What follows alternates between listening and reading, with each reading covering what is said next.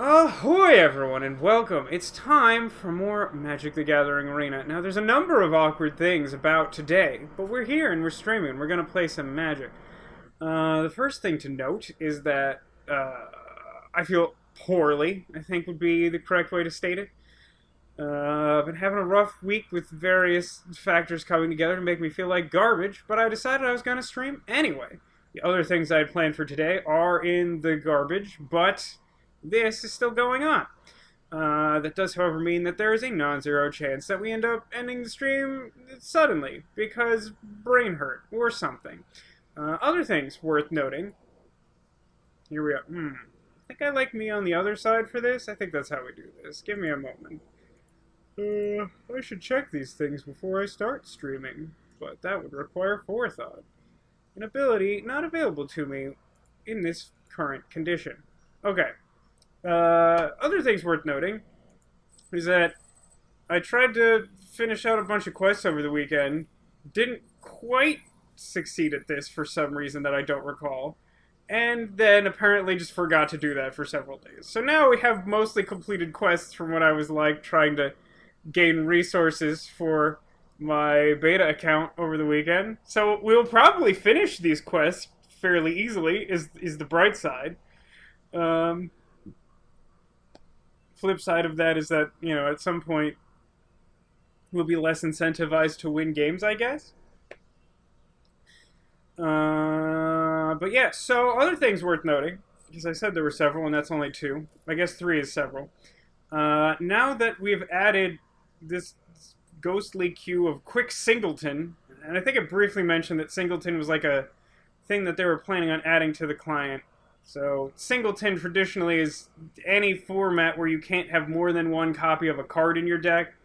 I think that they're adding it to Magic Arena in the hopes of adding the recently introduced format of Brawl, which is similar to the fairly popular format of Commander, except, like, basically all the same rules apply, except you have a slightly greater selection of things to make your Commander. However, all of your cards have to come from Standard, which presently is everything on Magic Arena, so that's not that big a deal in terms of your collection on Magic Arena if you're playing. But because this was added, now we only have 2 slots for other stuff, so we have Competitive Constructed and Competitive Draft. Now, in some ways, this is slightly easier, because now I don't have to choose between doing a quick draft of a format I don't like or know, and doing a draft of a format I like or no. So we're going to do a Dominaria competitive draft. I'm not totally sure how this works. I talked a little bit about this last week when we did our first draft of Aether Revolt. I believe one of the differences, probably the main difference between competitive and quick draft, is that you have sideboards and do best of 3s instead of just like playing one random match against whatever. What I don't know is how many games you play, because in Quick Draft it's like 7 wins is your goal, but like traditionally in like an 8-person draft you only have to win like 3 best of 3s to like win. That's like the most you can do.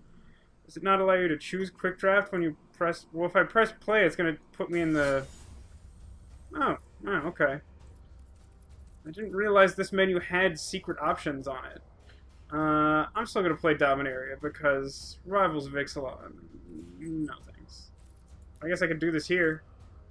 Alright, let's begin the draft. So it wants 5 wins. God, that feels like a lot. We'll see what happens.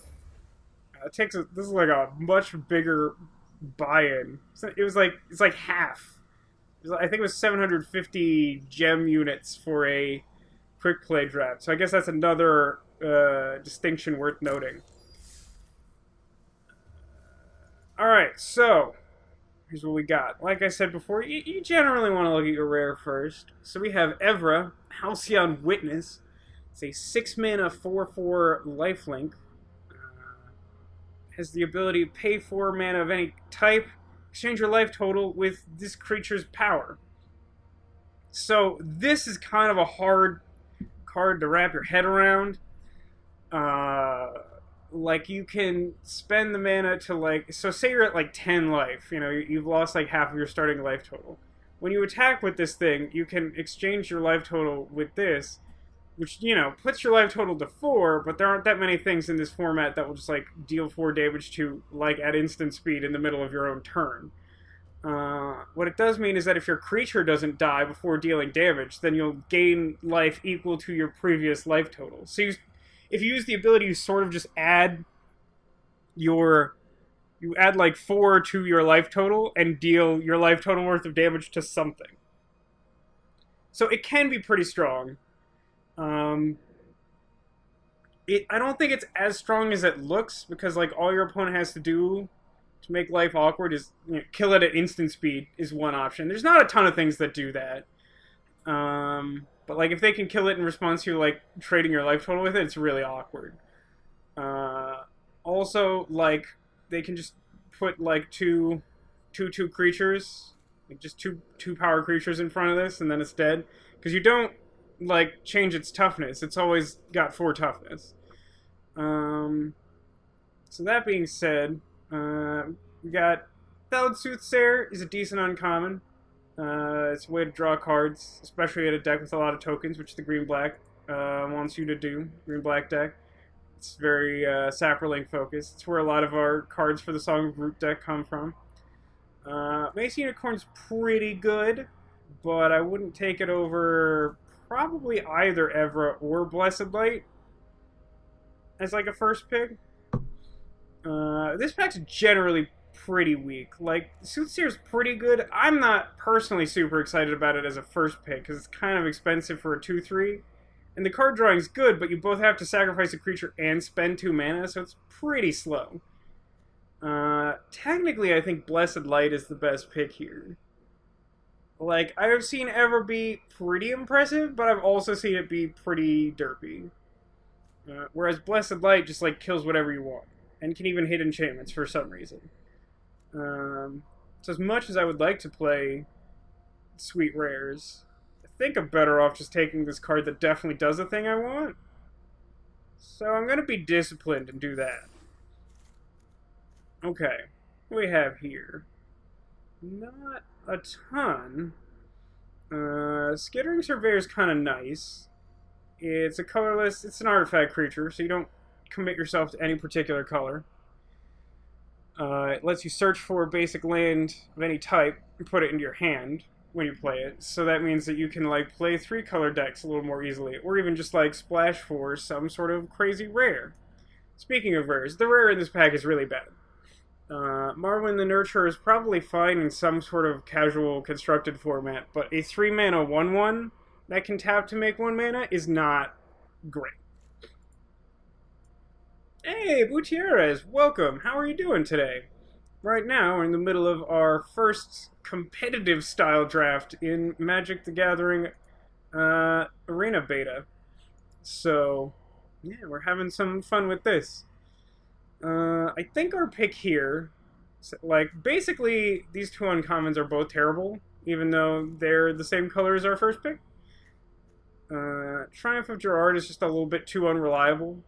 So it's a saga. Its first 2 modes put a counter on the creature you control with the greatest power, but if your opponent like removes creature, it becomes awkward. You're like making your worst creature slightly better, and then like when the last mode fires, if you don't have like 1 really good creature on the board, it's pretty bad. Or the Weatherlight's just so conditional. You like look at a limited number of cards, and then you have to find an artifact, a saga, or a legendary card in order for it to do anything. So I'm just not a fan of this card at all. Saproling Migration is a very good green common, and might be a reason for us to go into green. I think our pick is very clearly between Saproling Migration and Skittering Surveyor. And while I think I'm slightly less high on Skittering Surveyor than some, I also just definitely think Saproling Migration is the best. You prefer a Surveyor, Gutierrez? Yeah, we're pretty early on. Our first pick was basically between Evra, the white lifelink legend, and Blessed Light. I decided to try and be disciplined. Even though Evra's kind of sweet, I feel like it's just not as good as strong removal. I don't know. I'm still inclined to go with Saproling Migration. I think I'm going to give it a shot. I mean, like, the Surveyor is good. Like I said, I'm not sure I like it as much as some people. But, like, having white, like, I don't know, I guess it sort of ensures we could play the Blessed Light. Yeah, I mean, Surveyor is always good, but I don't know. I feel like this is, even second pick, like, this is a reasonable sign that green might be open. Plus, it's just very strong. Plus, I just like it. So, like, all these things together, I'm going to try it.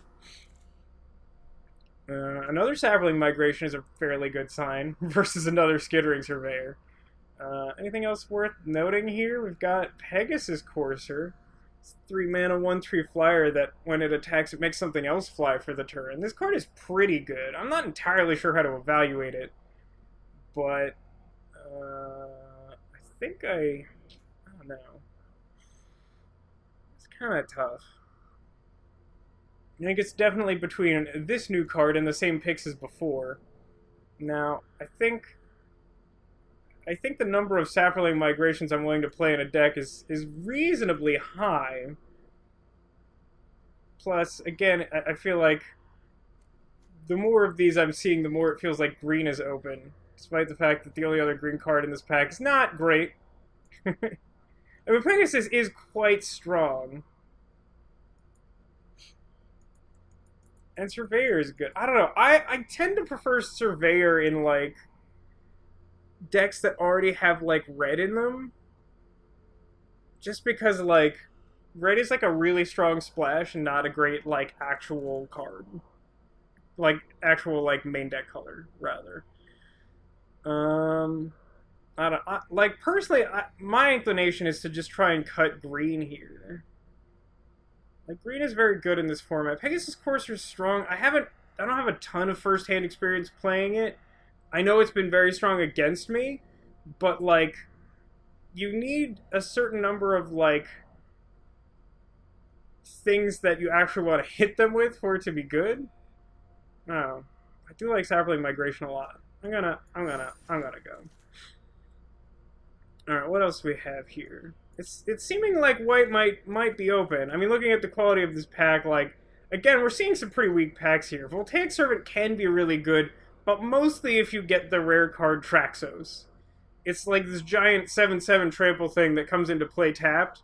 Whenever you play a historic thing, it untaps. So just like playing the Servant untaps it, but then having Servant out also just untaps it at the end of every turn. So that's a really ridiculous combo to have a 7/7 trample for 4 mana that hits every turn. But not having that, Voltaic Servant by itself is kind of just like a subpar card. Just like a 2 mana 1/3 doesn't do a ton in Dominaria. It doesn't do nothing, but it doesn't do a lot. Most of the other cards in this pack are bad, and Envoy is okay. No, Urza's Tome is good in some decks. I've rarely seen a deck where I'm just gonna, like, snap off Urza's Tome, personally. But, like, Aven Sentry seems reasonably strong, and also, like, we've been seeing some white, so, like, maybe it's time to be green-white? I'm gonna take the Sentry and see what happens. I don't think there's anything that really competes here. If we were already strongly in red or white, I'd at least consider Tiana, but I don't think she's worth jumping into in our current position. There's a lot of, like, sparring constructs and demonic vigors and nonsense in these packs. Here, blue seems vaguely open, but not, like, good blue. Yeah, this wall is expensive. I want to like this wall. It's expensive, though. I mean, it can make itself indestructible for 2 mana, which isn't terrible, although it already is a 6 toughness creature, which is fairly difficult to kill in this format. I think probably the best thing to do is just take the Blood Tallow Candle. Like, I think the best cards here are, like, Gitu Journey Mage, but we're not extremely close to playing a Gitu Journey Mage deck. Then, like, pretty close together, like Blood Tallow Candle and Syncopate. Syncopate is a conditional counterspell, which I don't extremely love in limited formats. But Blood Tallow Candle is, like, kind of removal. It's also colorless, so it has a better chance of making our final deck regardless. Yeah, I mean, like, blue, like, looks like it's pretend open, but all these blue cards in this pack aren't actually good. I agree, Gutierrez. I'd take the candle. I think that's probably correct. These packs are just bad. What's, like, going on here, man? We had a couple of, like, pretty strong packs early on with, like, a couple, like, really worth considering picks, and now we're here with, like, just nothing. Just, like, Rescue and Feral Abomination, Partick Wanderer, and, Gaia's Protector. Don't care for this card at all. I mean, this format actually has sideboards, so I guess we take Pierce the Sky, but we're not, like, happy about it. Kind of need, like, real cards at some point. Okay. So now, you could take this Honor Guard. It's usually just a 2/2. Sometimes it has a couple extra points of power, but we haven't seen many legendaries that we would play. We could, like, hedge a little bit and take this Memorial to Folly in case we end up in, like, Slimefoot green-black Saproling deck, which seems somewhat possible. I'm not super excited to take the second Pierce the Sky, even though it is still playable out of the sideboard. Gift of Growth doesn't seem like it's great in the deck that we have so far. I don't know. I think that's kind of close. I feel like all of these are pretty defensible in their own way. Just because we've been seeing a reasonable amount of white, and because I don't care so much about second copy of Pierce the Sky, I think I'm inclined to go Honor Guard. But I think it's reasonably close. Well, these packs are all just terrible. I think this time I'm going to take the green land. Late in the game, this lets me basically look at the top few cards to try and find a creature, so I can turn my land into, like, a thing I can actually do. So I think that's probably the best option here. 2/2s for 2 aren't super exciting in this format, or I might consider Corrosive Ooze a little more. Gift of Growth is like, okay, I think this is a little better in the red-green deck than pretty much any other deck that might possibly play it. And the rest of these cards aren't really close to getting in there. Let's see. Do I care about any of these, like, at all? I think no. Here, there's some, like, non-zero chance I want to play Arbor Armament out of my sideboard if my opponent has a lot of flyers. Go away. Well, hilariously, I would have said that, like, Fire Elemental was, like, the second or third best card out of this pack, and it's still here. But I guess I just take Primordial Worm in case I just need something at the top of my curve. I'll take the charge in case we do somehow end up green-white tokens, which seems unlikely, but everything else here is whatever. Hey, Demolition, welcome to the stream. Thank you for your continued support and your tier 3 sub. 9 months is a considerable streak. Let's go ahead and fire back with a broadside of confetti. And thank you for the host as well, Demolition. You've caught us in the middle of our first Dominaria competitive draft on Magic Arena. Just rounding out this pack of awkward picks with Rescue, Befuddle, and Demonic Vigor. I think I'm closest to playing a random black card that I don't want. Sure, why not multiple? And I got a Rescue anyway. Alright, so we need something to go right. Zahid Jinn of the Lamp is pretty good. I also kind of just want this for my collection. So that's something. Activated football giveaway for 4 others in chat. I don't even know what that is, Demolition, but thank you for the cheer. That's very much appreciated, Demolition. Your generous support is always appreciated. Very much looking forward to having our sub badges online. They're currently out for commission, and I think sometime in July we're supposed to be able to activate those as affiliates. So I'm really excited about that. So, alright, this pack's kind of interesting. It does not have a high overall power level. Haven Sentry's decent. Dauntless Bodyguard's like pretty good, although it doesn't look great in the deck that we have shaping up now. My early green picks are looking a little awkward for sure. Maybe it was better to take at least one of those Surveyors because they definitely would have been playable. They would also be really good with this Zahid. I really think I'm just taking Zahid. Mostly because, like, if I don't take just the Sweet Rare, because this one's quite good, even if I don't find a way to discount it, it's just a 6-mana 5/6 flyer. It's pretty strong. But if I don't take that, then I'm just taking Haven Sentry, which isn't bad, but like this is so much better that on the odd chance that like I am playing blue, I would definitely rather have this. All packed and ready to go. Oh, that's right. This is move week, right? So the big shift happens tomorrow then. Well, good luck with that demolition.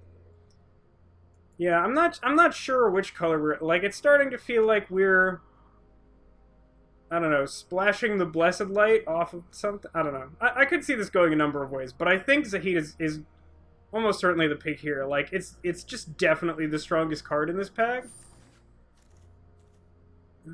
Deep Freeze. Academy Journey Mage is good.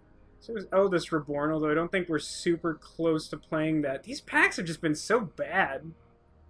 Like, there's so, like, we've seen, like, 8 Gift of Growths and, like, just, like, 4 Pierce the Skies and just, like, garbage. I don't know. I mean, like, in a vacuum, I might say, since we're, like, not clearly committed to colors yet, maybe Eldest Reborn is worth considering. But we really got to start honing in on something soon, or we just won't have enough playables to do anything. I'm inclined to try and play Zahid, and the other like card in contention for best card in this pack happens to be blue, this Academy Journey Mage. So I think I just played that. It was supposed to be next week, but meh. So it, like your lease starts at like the beginning of July, but you've just decided to get out in front of it. I appreciate that. Glad you got some time off to make it work. Except even though it was only a week notice. Man, I have no concept for what is like a normal amount of time of notice to put in for at work, because like my work's like it's got a wonky system. I'm gonna take this Journey Mage for the reasons I stated previously. Like Deep Freeze is sort of removal, but it's not great. It like doesn't actually remove their thing from the board. It just makes it a 0/4 defender. So like it's good at stopping certain things. Like it's hypothetically good on something like my big flying creature, as it then just can't attack and doesn't really do anything. But you know, some things like a kicked Grun the Lonely King doesn't do very much against. It's gonna do this. Okay. Wow, these packs are just sad, man. These packs are making me sad. Like, it's not even, like, there are often times when I reach, like, pack 2 in the draft and I just feel like, wow, I did not read the signals correctly. Some other color is open, but I'm too committed. But, like, now I just keep seeing these packs and I'm like, I don't want anything. Like, it's not even that I'm in the wrong colors. It's just, like, nothing going on. Oh, man. Big Turtle is anything but sad? Really, Gutierrez? I mean, I feel like it's only good if you put, like, enchantments on it. Like, not even equipment. Usually equipment doesn't seem good enough. It has to be, like, the flying blue enchantment or, like, the flying white enchantment. Basically, you have to enchant it so it flies. I mean, it's maybe not completely unreasonable looking at our deck. Part of me thinks that Davenant Trapper's probably a better call. Like, maybe we're just not green. Like, we're kind of similarly not quite in green or white. I mean, green doesn't contribute a lot to the plan of, like, suiting up a turtle to do stuff, though. Why is that enormous turtle trying to eat the scale birds? I just don't feel like they would sustain the giant turtle. It's quite big. I mean, I suppose alternatively I could, like, try and commit to green and take the Baloth Gorger. God, none of this feels great. I'm really not sure what's right here. I think this pack is like the judgment call between green and white as our second color, but like they honestly might still be our two colors. It's rough. Like Gorger's good. For some reason it just doesn't feel like we have like a lot of like reasonably expensive stuff already. I don't know. Also it's like double green. I have this double blue awkward thing. I will say that I mean, I suppose cutting white is easier than green simply by nature of, like, these are two drops that can also be value cards later, whereas my white cards are fairly, like, middling. Let's go with the Gorger, but I'm not excited about it. In a different deck, I'd be pretty excited to get Gorger. Hey, look, more turtles. What's this one? 2 mana, 1/3. When you cast a historic spell, someone mills. No, I'm not playing that card. Like, I could play this Aether Glider. I mean, I suppose it's an artifact to make Zahid cheaper. And it's a creature, which we don't have very many of. And I'm still not into this whole turtle plan. And I'm not committing to white and then also splashing red for this Archmage. So I think I'm taking this awkward glider. Whee! Oh, hey, that's a pretty late Llanowar Elves, and Blink of an Eye, and Cloud Raider Sphinx? What's going on? What is this pack? What, couldn't I have had, like, one of these in, like, my previous, like, 3 picks, which were mostly sad? I don't even know, man. I mean, I appreciate the meme value of the turtle. I even like turtles just generically. But, like, I don't think we're close to making the turtle good in our deck. This is rough though. I'm in, like as good as Cloud Reader Sphinx is, I'm inclined to say it's probably in 3rd place here because we've already got like stuff going on at like 5. Maybe our plan is just like all in on Zahid, so we just try and play him faster. Blink of an Eye is probably just like better.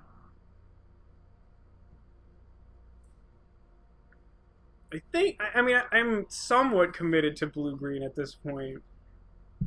Like, Devon and Trapper's fine, but I still think our green cards are better. Just the fact that we're seeing a Llanowar Elves this late sort of suggests that green is open in our seat.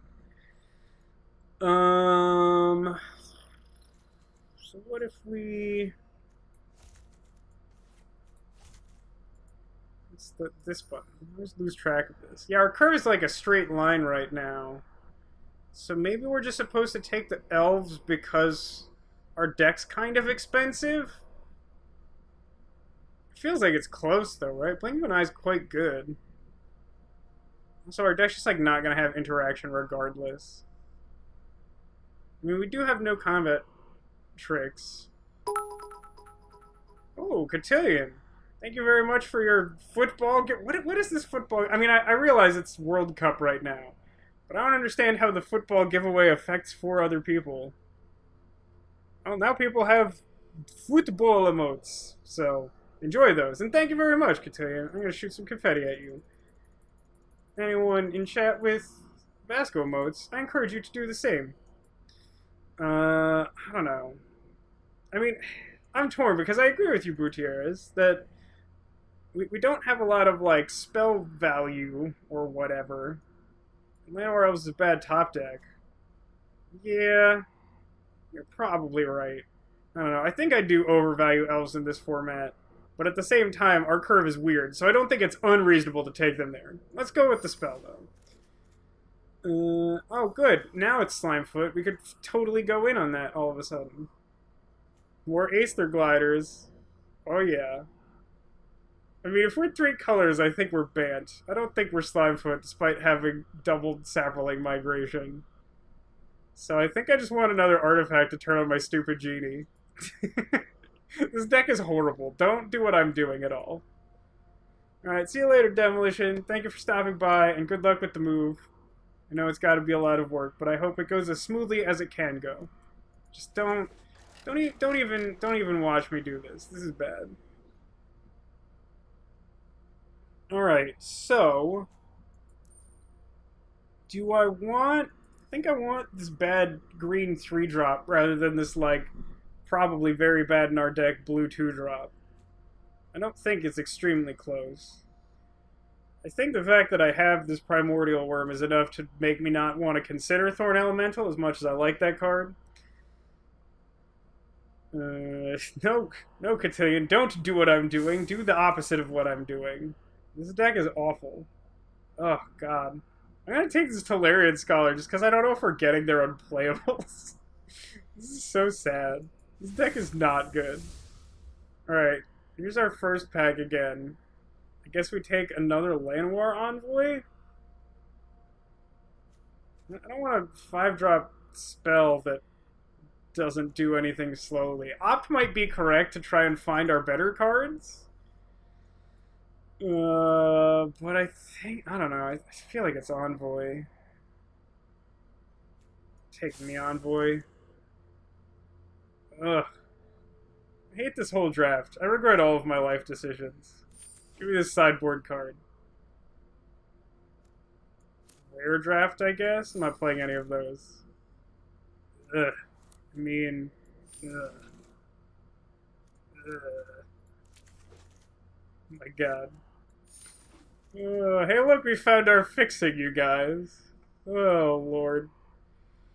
Alright, so realistically speaking, what are we doing with this pack? I mean, it wouldn't be unreasonable to take the Hinterland Harbor, but I feel like we want to play that Blessed Light, so, like, since we have Skittering Surveyor and, like, nothing... We don't have, like, Blink of an Eye in this pack, or something like that. That I would definitely take over the Surveyor. But, considering our best picks are, like, the land, which is, like, fine, but, like, we're short on playables, so we should definitely take a spell over the land. Plus, like, this is sort of fixing that can also get us a third color to play that sweet removal spell. So draft, like, yeah, draft is similar to Arena in Hearthstone Haggis. Yeah, right. I feel like this pack is memeing us by giving us the blue-green land. But, like, I think Surveyor is just better than the land, and then, like, the only competition is this Jousting Lance, which, like, wouldn't be terrible. Like, I would not be unhappy to have a Lance in my deck, but this also serves the purpose of being an artifact I can tap to play my Zahidon for, but it also lets me play Blessed Light. I think it's just gotta be the pick here, man. I'm gonna take it. Ooh, Tachiova! That might be a thing that makes our deck not terrible. That unfortunately means we'd be passing up on this Arcane Flight Boutieres. But Tachiova is really good. So, like, there's a cycle of 2-color legendary uncommon creatures. And Tachiova is the one for blue and green, which says whenever you play a land, you gain a life and draw a card. I think this is, like, the best case scenario, other than, like, opening a second Zahid or something. Yeah. I mean, the art on Arcane Flight is quite nice, Neko. I can't argue with that. And I think I even mentioned when we opened one in a pack when you weren't here that, like, I expected you'd be a fan of this. But, like, nothing in this pack is close to Tachiova when we're already blue-green, so I'm just gonna take this. Alright, I feel a lot... Oh my god, I feel so much better about my garbage deck now. Thank you, Pack 3. Thank you. So, Multani is an awesome thing that's way better than Primordial Worm. Now our deck is just like a ton of on-color rares. It's great. I love it. This is so ridiculous. Yeah, it's sad that Arena has to take away the fun of our flavor text, but, like, at least it gave us Multani Yavimaya Avatar. So for 6 mana, you get a Reach Trample creature, whose power and toughness are essentially equal to the number of lands that are on my field and in my graveyard.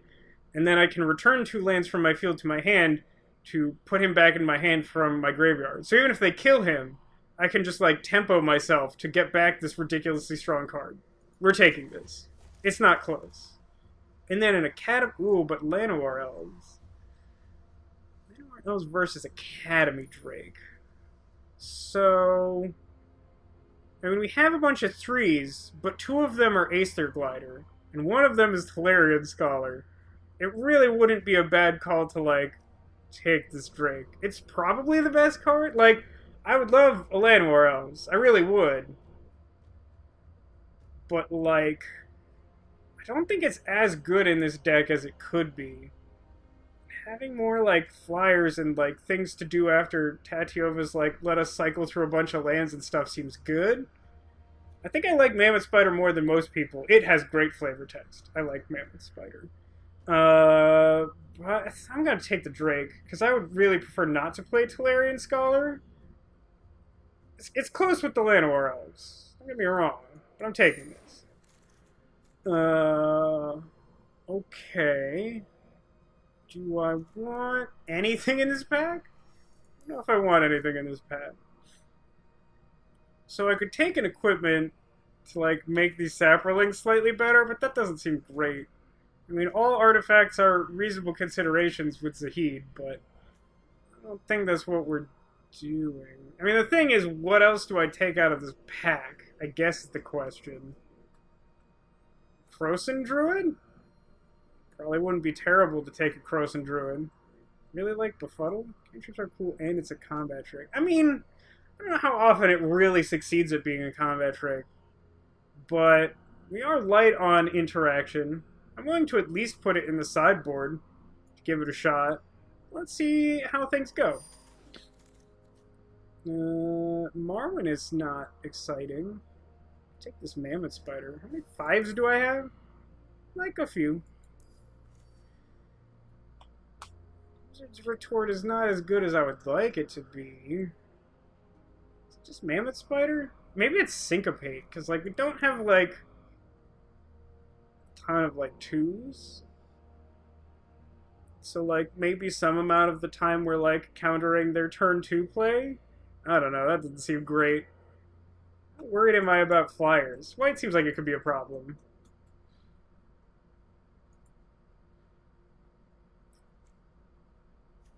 I don't know, a lot of these picks feel close.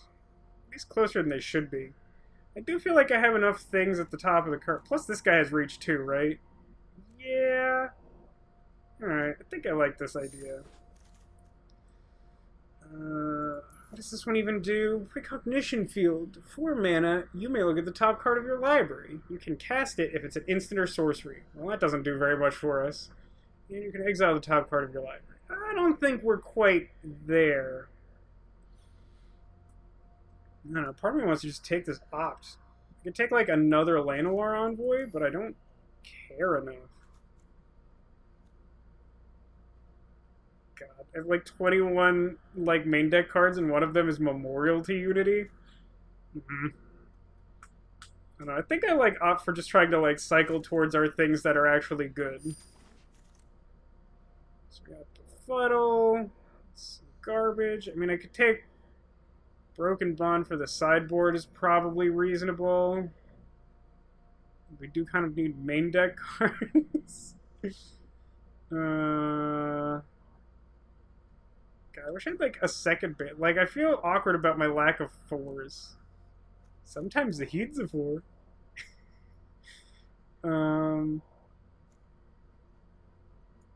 Take more Befuddles. Yeah? Well, there's another one. And another Llanowar Envoy. This deck I have mixed feelings about. Well, we've made our, like, playables quota. It's not good, necessarily. More likely to play this Arcane Flight or this Sparring Construct? I think the answer is no. Uh-huh. Sure. Hey, we got a Broken Bone. And this garbage. Well, I guess that's what our deck looks like. I don't think we have any cuts, right? It's the one that shows me. Yeah, our deck is 40 cards. It contains Blood Tallow Candle and 2 Befuddles and a Tolarian Scholar? Oh. Yeah. Well, we have some good on-color bombs. Hope we draw them. That's why we're main decking Opt. I guess this format does have a lot of enchantments. Could try main decking it? I mean, I don't know that I would do that often, but considering, like, the quality of some of the cards in this deck, I think it's reasonable to try and play the Broken Bond main deck. So, how many, like, non-creature things we have? We have Syncopate. We have Blessed Light.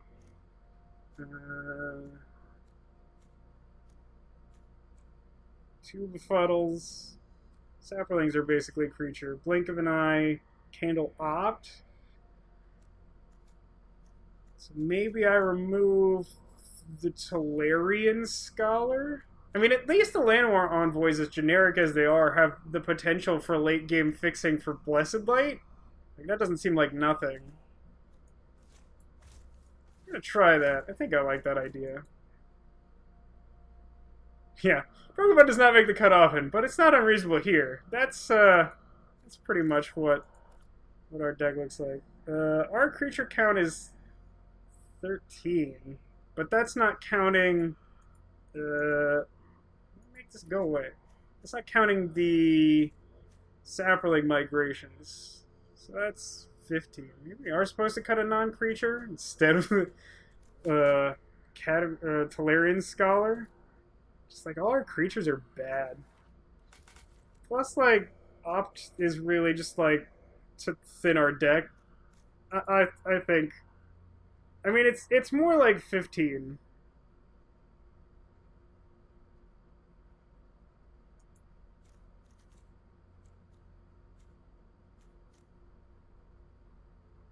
I mean, just like, I don't think it's... I think everything else does more work than... Like, I think our spells are too good to cut, except for the Befuddles, which also try to draw us into our good cards. Like, this deck is not close to ideal, but I think... I don't know. This is the way I'm building it. We'll see how badly this goes. Oh, wait, hold on. Let's not give it the benefit of the doubt on this whole land issue. So we have 9 green cards, we have 8 blue cards. Yeah, maybe that split's actually right then. 9 green between 8 forests and a memorial to unity, and then 7 islands and the 1 plains that we can find from Skittering Surveyor. And like I said, we also have the Llanowar Envoys. Cotillion says, when you go to your second game and put your sideboard cards in your deck, you don't have to fix it when you start your next match with a new opponent. I mean, that's what I would assume it would do. Yeah. I mean, I appreciate the heads up, because I have not really done the sideboard interface in Arena. But thank you. So, yeah, let's fire it off. I'm not extremely optimistic, but a good draw from this deck is pretty good. I would not recommend or endorse this style of deck that I'm playing right now, to be entirely clear. I mean, it would help a lot to have... See, there we go. We've got, like, Opt and some garbage in our starting hand. It's exactly what I would expect from this deck. I'll keep this. This hand seems very reasonable. Reasonable. Yeah. Enter. I'm gonna Opt at the end of their turn. Combat. Attack. No blocks. Alright. Opt. What shall we scry? I wonder what happens if I find a land. Oh, well. Keep that. Thank you. Now we want lands. Now we want lands. That one's not a land. That's not close to a land. Have any reason to want, like, double green particularly early? I'm gonna hide my second color for a minute. Should have bottomed. Maybe, but I think this is the type of deck that just, like, leans really heavily on getting one of its, like, good win condition cards.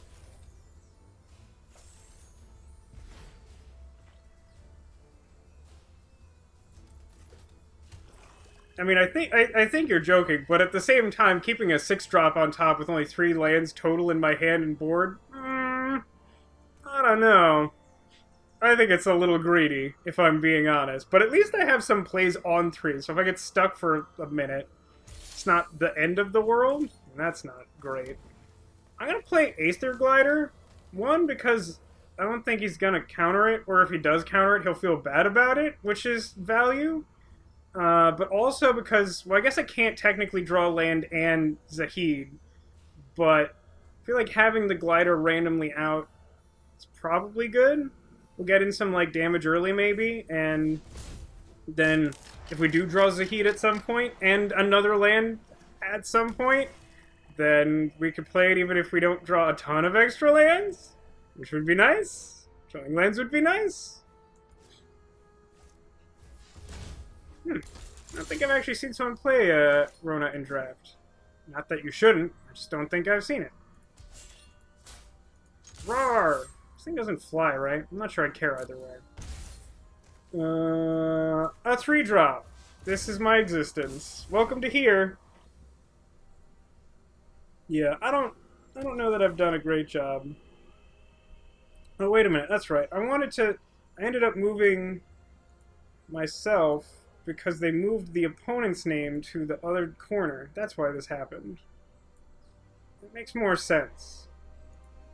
My opponent is Rayla Rost. Okay. Opponent has a 4th land. Hammerid. Well, they didn't hit plains, but I would have liked both of those lands. Oh, good. Good. Well, I think I'm gonna hold up this Befuddle to, like, kill their Hammerid, which is probably the saddest sentence that's ever been uttered in a game of Dominaria draft. Oh, man. Was that true? Is Rayla known to be super bad dude? I guess I'm in trouble then. But I think I was in trouble the moment I started putting 2 copies of Aether Glider in my deck. It's not even an easy thing to say. Why does that exist? Oh, they're not attacking, huh? Do I cycle the Befuddle? I accidentally clicked. It turned out okay. I think I'd do the same. Like, right now, I'm winning this race. This seems reasonable for the moment. Like, it's not great to be, like, not spending my mana repeatedly.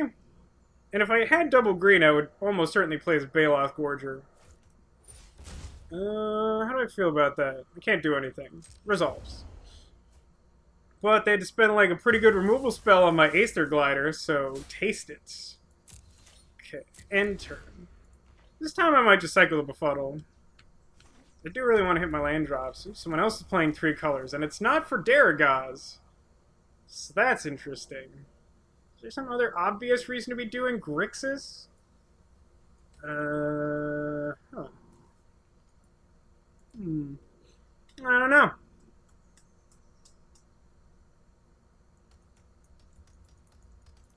So I'm thinking that my opponent's hand is maybe awkward, considering the way that they've been playing and, like, not particularly doing anything. But maybe it's just, like, really responsive. Oh, it's Torgar. And they sacrifice those 2 creatures. Oh, that's awkward.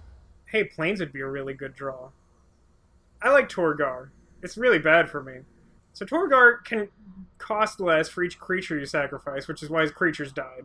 And then when it enters the battlefield, it sets target player's life total equal to half of their starting life total. So I'm about to take 10 damage. It's pretty cool. So I think I am supposed to cycle this now, because now I'm in trouble. Yeah, I can't. Okay.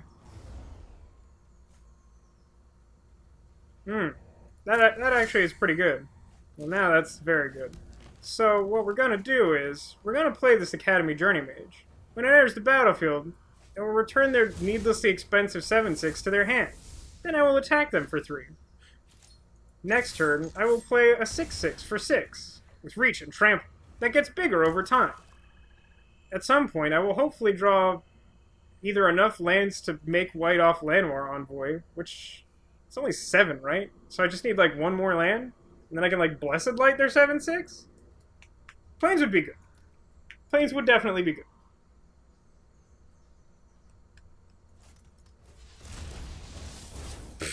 As if I don't have garbage to discard? Come on, Rayla. Yeah, I discarded Sapling Migration and another thing with Kicker. Ooh, new plan.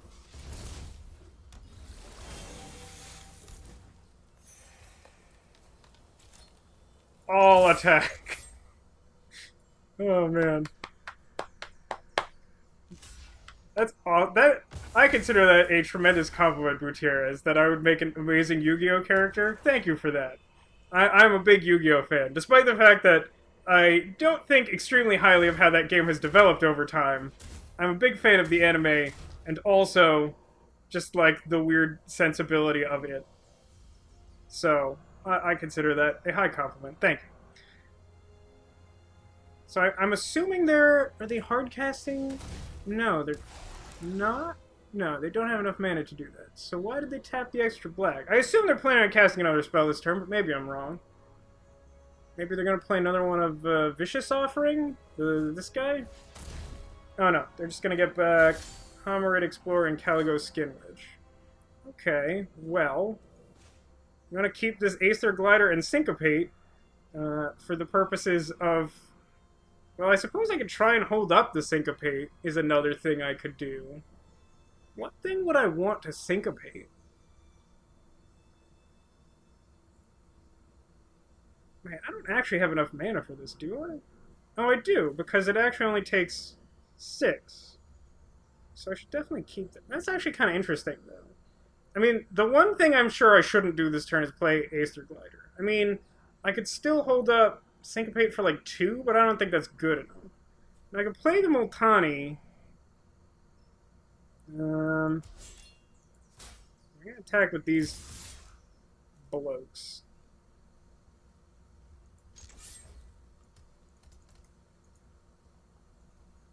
I have a standing rule with anyone that plays Scrabble with me, Gutierrez, that if I manage to spell Exodia with no blank space tiles, I win the game. Oh, that's right, it counts the ones that he milled from my deck, so he's not a 6/6, he's an 8/8. I forgot that that card worked that way. Never actually played with Multani, it's very good.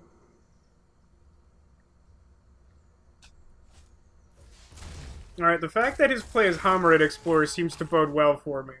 Oh, he made my Multani too bigger! Oh, that's so good. That's so good. Hey look, I'm gonna gain a life and draw a card. Hey, look at that. It's not a bad draw.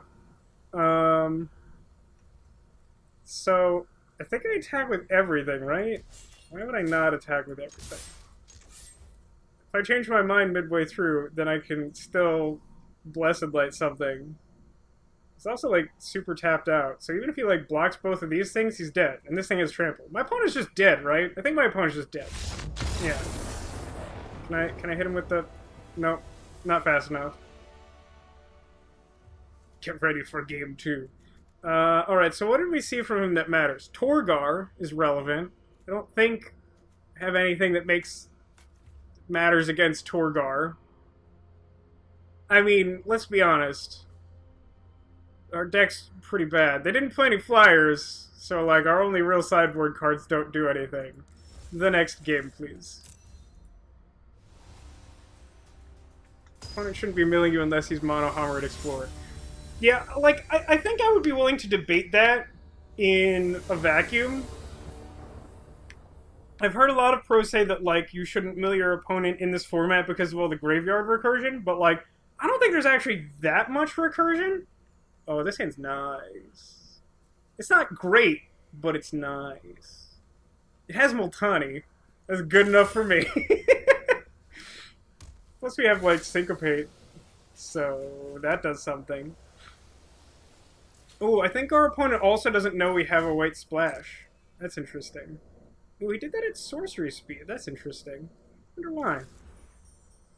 That is a good point. Since he didn't have flyers, like, we don't want to board in our, like, hate cards for flying. But it does mean that Arcane Flight is potentially a worthwhile sideboard option.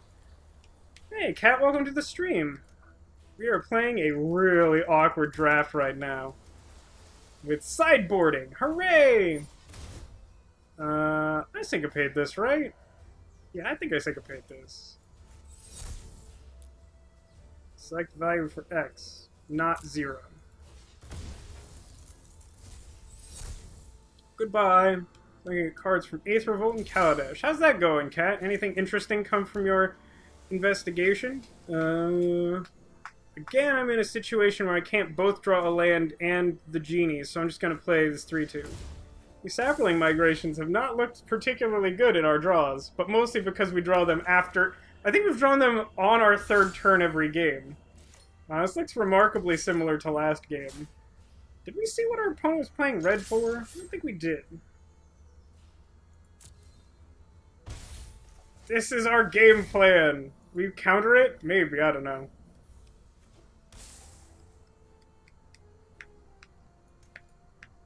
Llanowar is better with Befuddle in hand. That's also a reasonable point. You got it. You draw a card and stop my turn 3 play. I will play it next turn probably after not drawing a 4th land.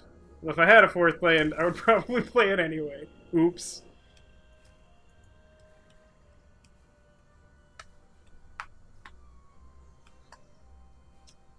I mean, I think there's definitely the possibility of a red-blue something deck, Cat, from Kaladesh and Aether Revolt. I don't know if they're, like, the ideal time for it.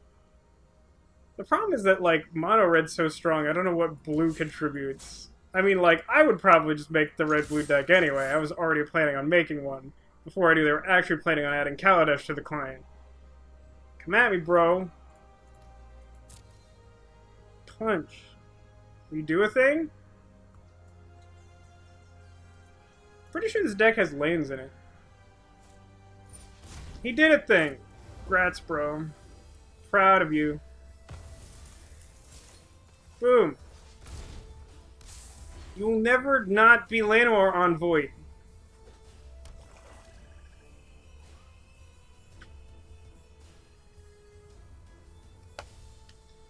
Oh boy, oh boy, oh boy.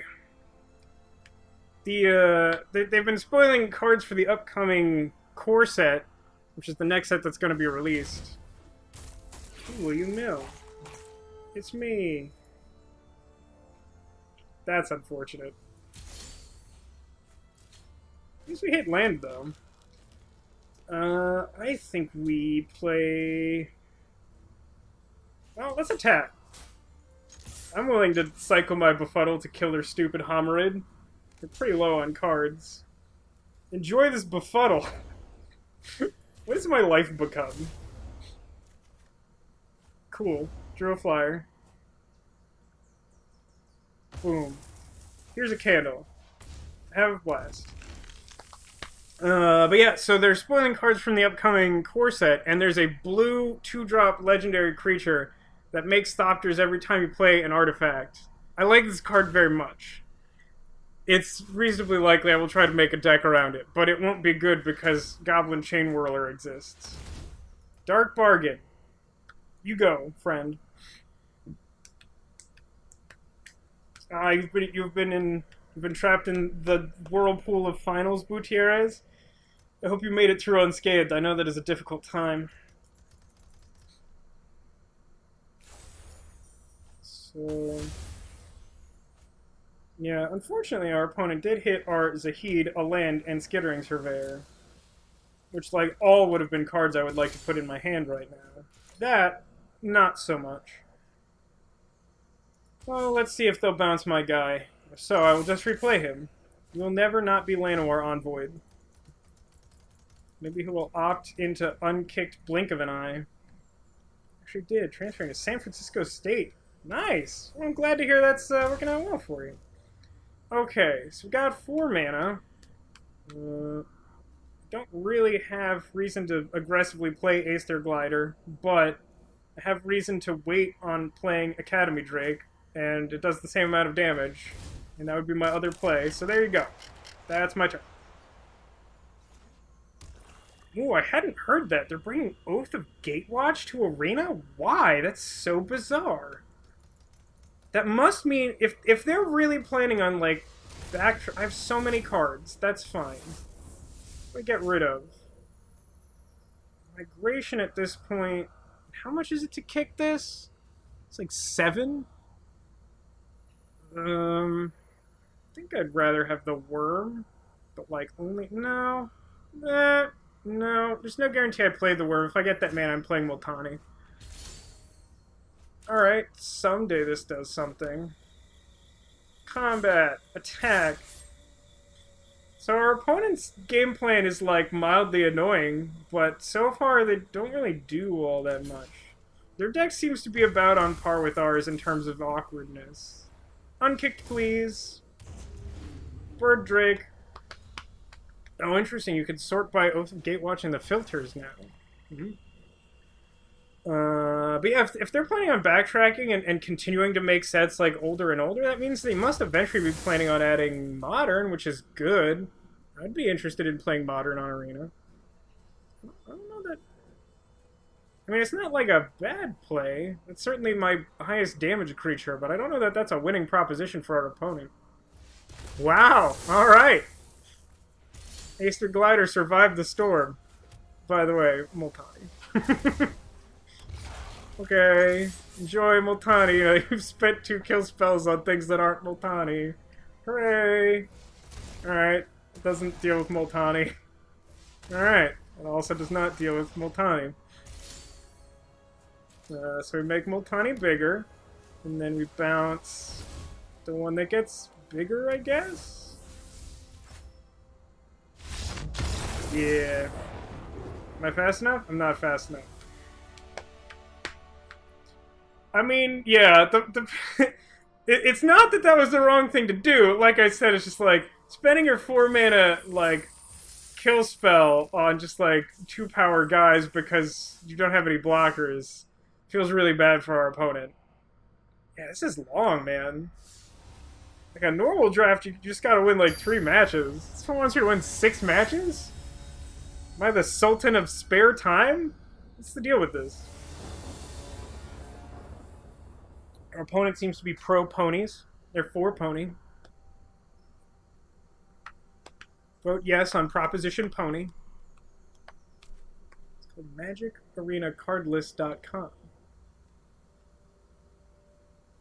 Yeah, it's true. It's not even the next one in sequence. This hand's great. I mean, again, we only have 3 lands, but we've got like 2-drop, 3-drop, really good 5-drop maybe someday. I'm gonna keep that.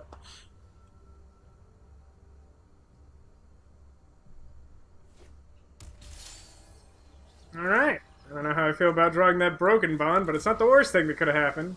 Maybe. Not sure. Okay. That does something. This is a white one. So far, our opponent has showed us 1 color.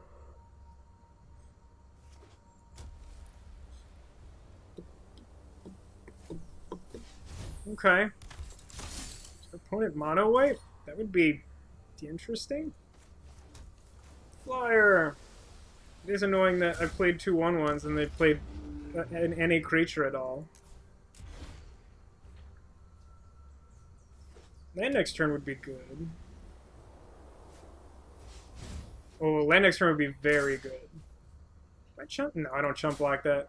4 to the face! Alright. Ideal. I wish I had more lands in hand, so I could ramp, sort of. But Blink of an Eye is a better answer to this thing. The question is, do I do it at sorcery speed? I mean... So... Takes 6 to... Yeah... This one is sorcery, so if I was going to do that, I'd have to do it now. I think I'm gonna pass. I'm gonna pass. Oh, they're going straight to attacks, huh?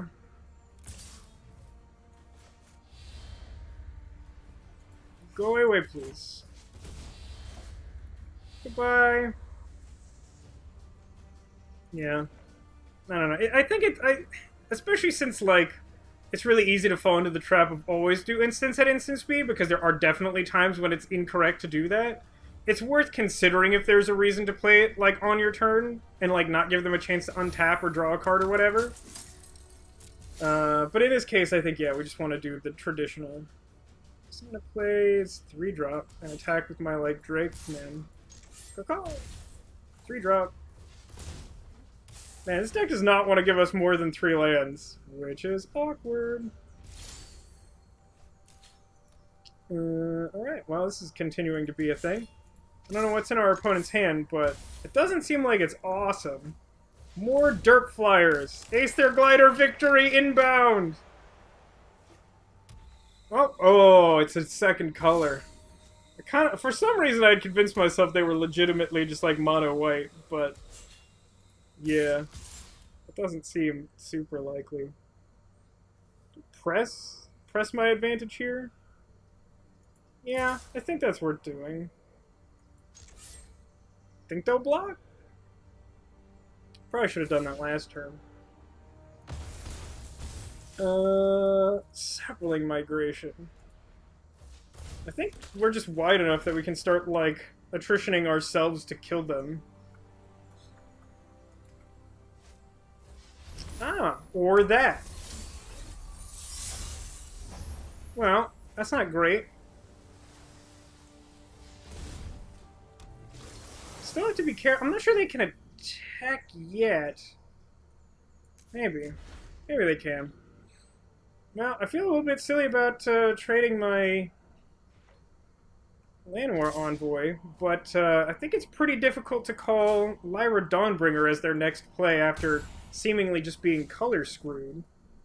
So we can 7, 8, 9, 10, 11 then. See, I'm not sure that was the right time to attack. I think that was a little aggressive. If we ever draw planes, they're hosed. That almost counts. Why'd you tap green for that?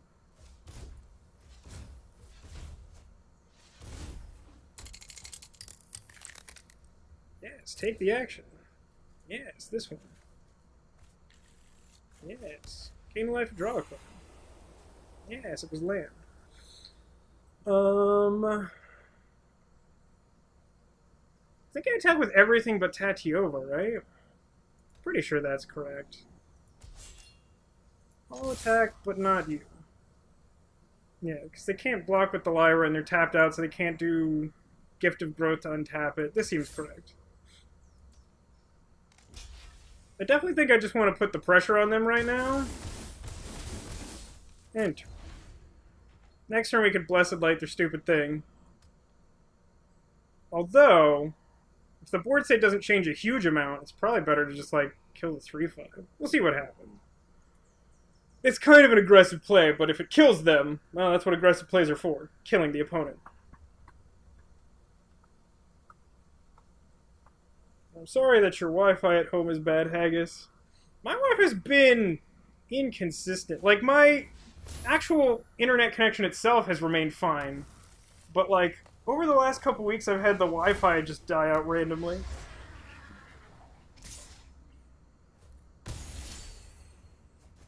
Okay.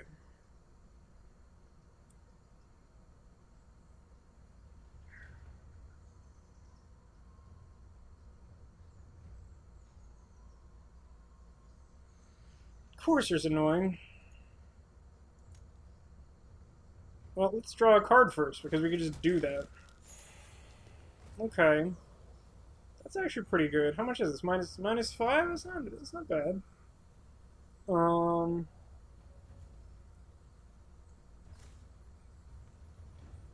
Yeah, I mean, I think we just removed the Lyra. This one. And then we play... If we're gonna dock my timer, you should probably give me priority. Thanks, though. No attackers this turn.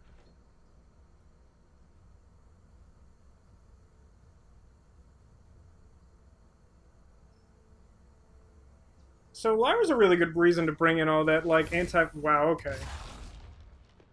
Our opponent's deck is similar to ours in terms of being just, like, grossly inconsistent. How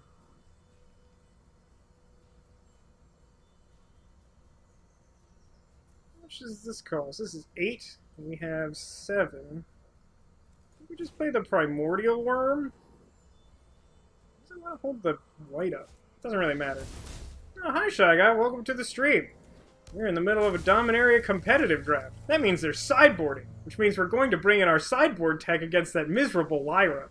Our opponent would be super dead were it not for that card. It's a very powerful mythic rare card. We have, however, exiled it. If we start drawing some lands, I think we'll be in good shape. If we had been drawing lands earlier, we also probably would have won by now. Don't really have a lot of things to turn these saprolings on in this deck.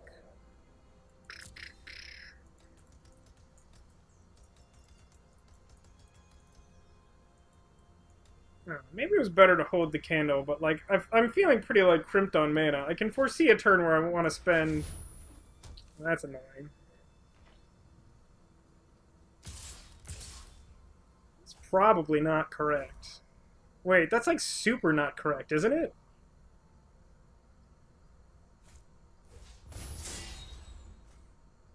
That makes it what, 7? Okay. Yeah, alright. I mean, that's extremely unfortunate. Our opponent had to get very lucky for that to happen. So, take out at least one Befuddle. Put in Pierce the Sky. They also have that stupid Courser thing, which makes me want to put in the other one. I'd rather have Opt, Befuddle, or Syncopate. I don't know, the way this deck is playing, the Syncopate's, like, not exciting me. Also, I'm going to be on the play, which makes it worse. So, that's it. I think we've seen enough flying from them that both the Pierce the Skies are good.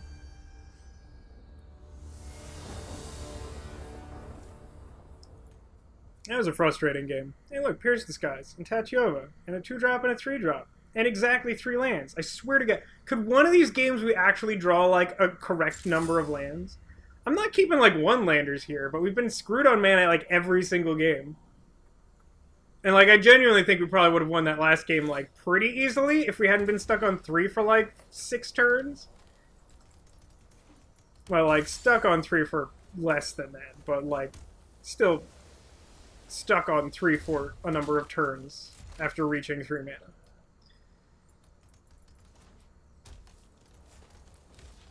That's annoying, too. I mean, I could. Don't know that that's a great use of mana. Alright, that doesn't even work on the attack. Alright, Envoy, go. Nope. I mean, we have some strong 6s that we want to be playing. Really? Alright. I think this card's probably a little underrated, but it's still not a super threatening turn 3 play.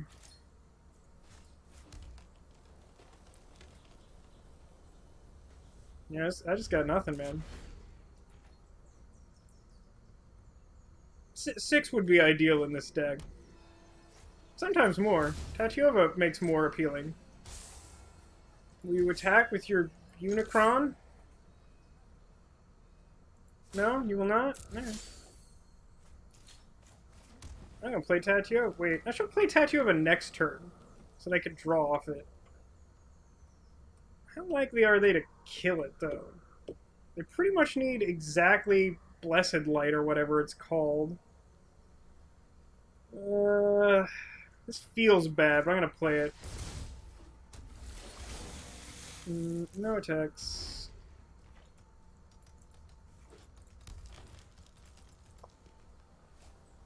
Okay. I accept.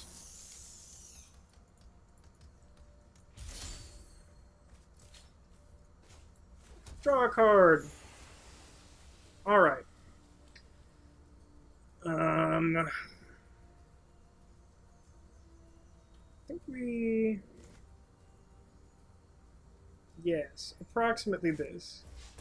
I want to develop the board since we can use Befuddle and do things. Can blink of an eye if we really have to, but I'm not super keen on that. I mean, the problem is, while there are a number of cards that produce red and blue, or in red and blue that make Thopters in Kaladesh block, they're not all, like, constructed playable. I think that's worth just, like, blasting. Like, it's pretty threatening. Are they going to attack? They're not going to attack. My turn. Okay, I'm just gonna shoot this guy.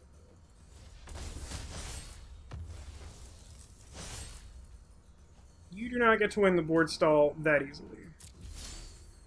Hey, look, a land. I'll draw a card. Tatio was really good. Ooh, next turn I get to draw a card too. I do nothing. End my turn. I probably don't cast either of these spells for, like, no onboard value at this point, but I'm still gonna put the stop there, just in case. Alright, I'm gonna kick it and make some tokens. I don't think I super care about that.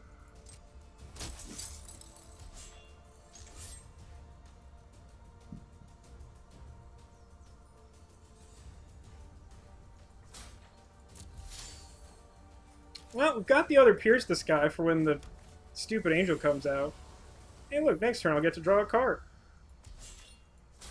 It'd be good if I could draw, like, anything in my deck that does anything, but I'll accept having Tatiova on the board and cycling through lands on a regular basis for now. Still gonna put this stop here. Okay. Acceptable.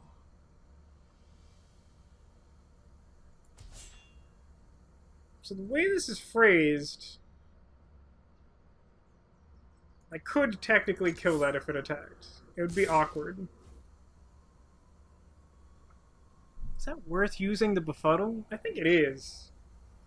Before I block, though, I'm gonna cast the Befuddle.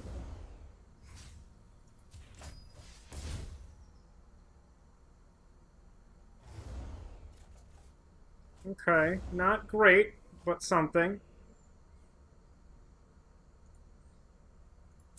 Go to blocked. So each of these is going to deal 1 to it. This isn't like a great use of Befuddle, but I'm really just digging towards a win condition, because otherwise we're in great shape. And then I assume they'll put on the unicorn or the spider or something. That's fine.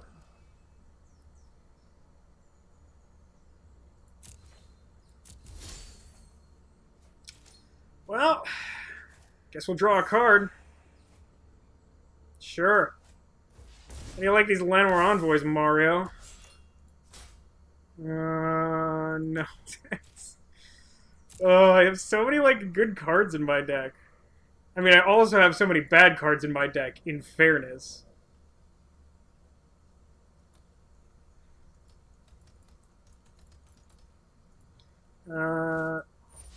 Spore Swarm, eh? I think that's still fine.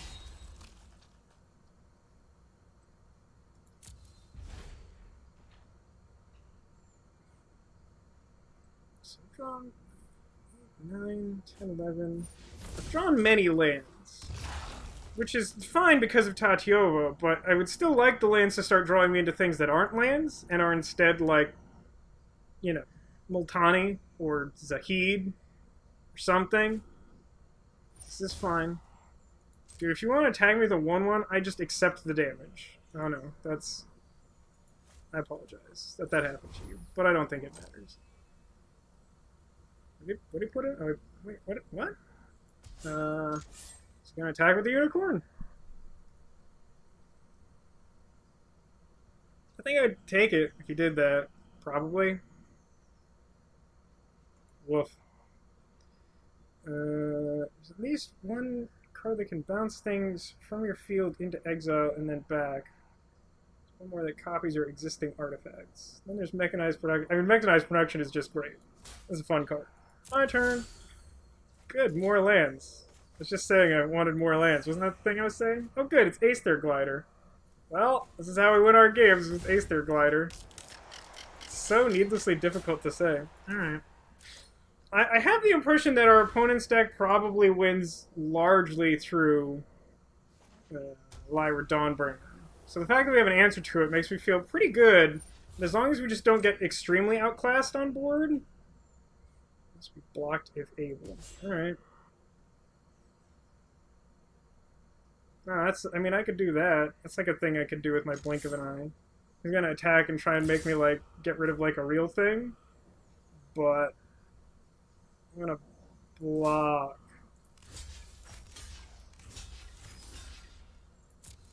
And then I'm gonna... And they're like, oh, he doesn't realize what the shield does. But I'm like, nah, I just have this blink of an eye burning a hole in my pocket.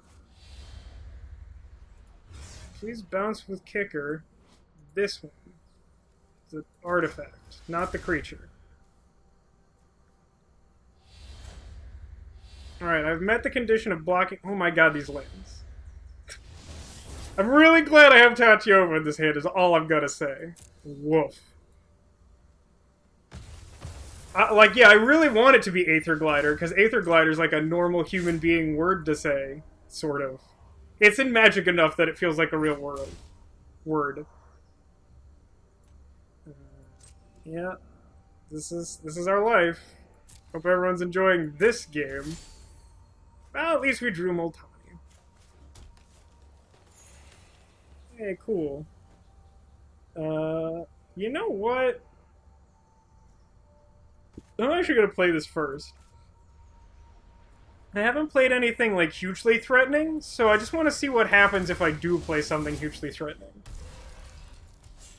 Also, they don't have any flyers, so Aether Glider! Yeah, Multani with, like, super land flood's gonna be pretty good. Alright, it has reach. Yeah, it's my bad. This is definitely my bad. I apologize. Yeah.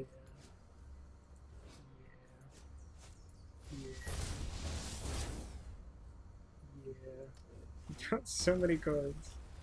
Alright. It's fine. Multani will save us. Save us, Multani! I just don't want them to exile Multani, right? Doing pretty good on that land count, huh? And I still have enough mana to play Primordial Worm? We might be a little flooded. Possibly slightly flooded. What happens if we attack with the 7/7? Okay, we'll do this next turn. If I was gonna do that, I should have done it before playing, like, 19 power worth of attackers. Sure. I mean, assuming they can't exile Multani, which is not a reasonable assumption, Multani will eventually get there. Let's draw a card. Great.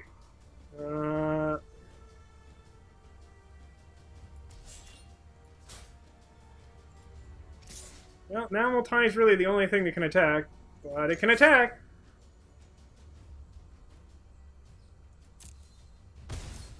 Alright. Accept. I'll play Blood Tallow Candle. And pass the turn. Holding up this opt. Place land draws into another land. Yeah, I mean, it's again, as we've discussed, that usually that's pretty bad, but Multani does make that phenomenon somewhat better. Alright. You gonna attack? No. Okay. My turn, I will opt. Opt to opt. Sapperling Migration. No. Zahid would be good. Or that.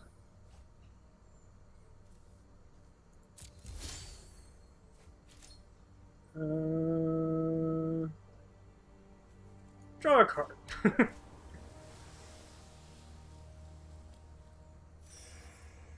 Okay. So, I mean, if I Broken Bond on the shield, then Journey Mage something. Then I attack for a lot, and I'm at like 30, so they probably can't kill me even if I get real aggressive. But that means spending 5 of my 14, so I have 9. So I could still return and play Multani if I had to. Okay. Acceptable parameters. But I will play mostly blue mana for this.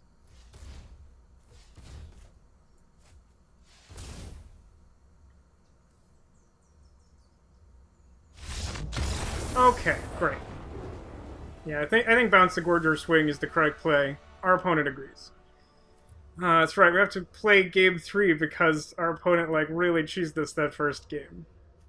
So, about this Arcane Flight. They do have double Mammoth Spider, which makes it seem less appealing. I think I'm okay with our current build. The Befuddle is okay. It's not great, but in the mid-game, it does enough work, I think. I don't know, I'm not sold on the Arcane Flight. I mean, like, I definitely would rather have Opt than it. I'd definitely rather have Blink. Maybe Broken Bond's a little loose?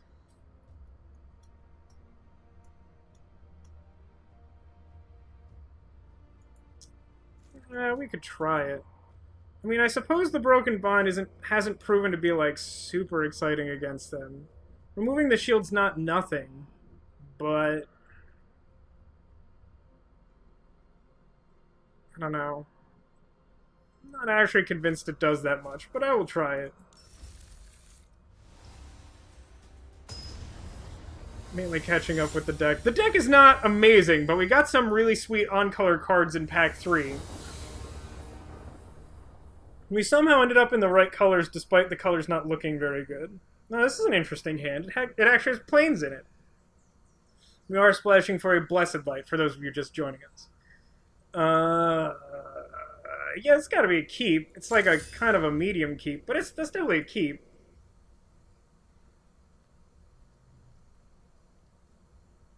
I don't know. We'll see what happens. We might not even draw it, but like, I'm skeptical of the Arcane Flight in this matchup. Hey, it's Zahid. Remember that time when we put Zahid in our deck? So far, he's only been milled once, and not drawn otherwise, despite drawing most of our deck last time. Alright. Say good. You know, well, maybe it would have been better to take out one of those Sapperling migrations. Yeah, alright. That seems reasonable. Ooh, whoa, you guys. Are we gonna live the dream? Oh, don't kill my Aether Glider. Don't do it. Aw, please. One time. Oh, I can't block. Oh no, what a tragedy. Well... how do I... What's the one where I can actually cast it? This one? No, it's the other one for some reason, even though it's like the opposite of how Kicker works. Figured it out! Zahid! Katia says we could write a book that was written in Braille. It was on sandpaper. It's a rough read. Nice. Well that's messed up. You gotta be like this opponent. Oh man, we're super hosed because it gets first strike too. Like, I literally can't not block it because that's what this does. Dude, no longer the dream. The nightmare, in fact. I don't have Blink, I just spent 4 mana. I have to block it that turn.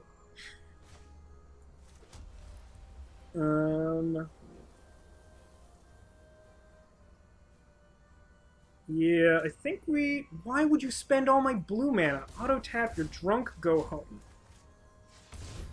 I think we have to do the no-value blink of an eye to maintain tempo. God, that is the worst. That's like the worst thing I've ever seen in my entire life. You are... Go home, Gaia's Protector. You're drunk. Nobody likes you. You smell bad. State-based effects, the thing dies. I don't block that. I take damage.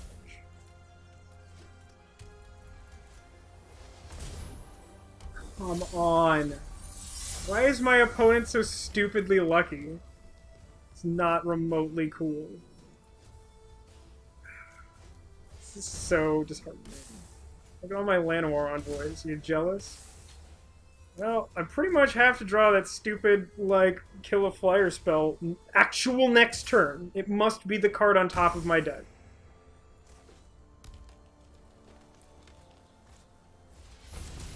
God. That kind of works? It's not good, but it kind of works?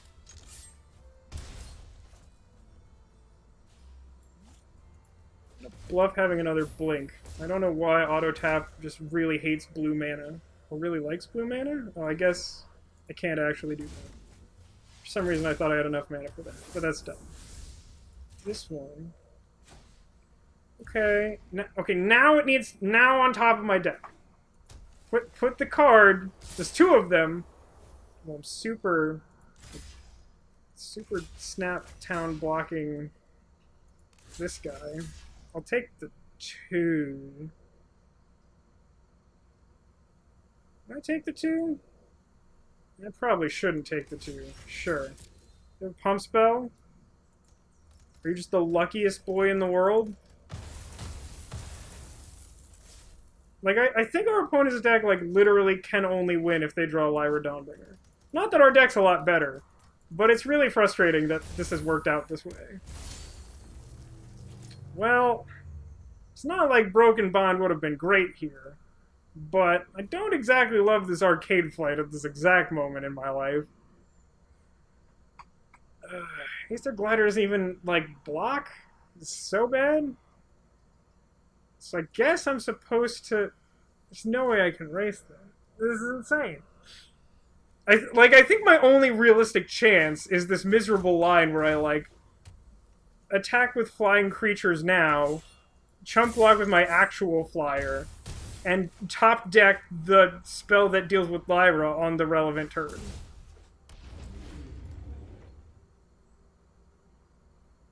God, that dub on that Gaia's Protector is the most upsetting play I've ever seen in the history of Magic the Gathering. Do I actually chump block? Because, like, if I can't deal with the Lyra, I'm just dead anyway, right? So this way I can present 8... But then I can't also block. I think I'm supposed to block. It's, like, kind of close. I don't know.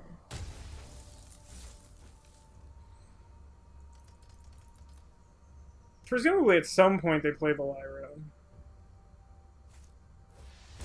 That's very interesting. It's not unreasonable. It's not unreasonable either, is it?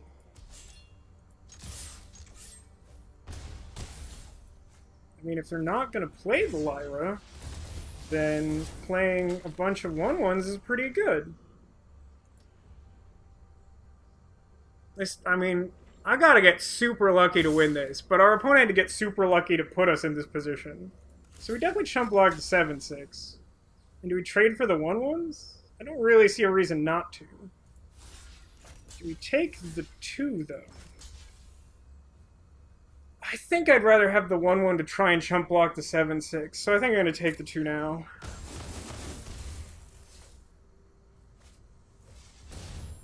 Alright, an answer.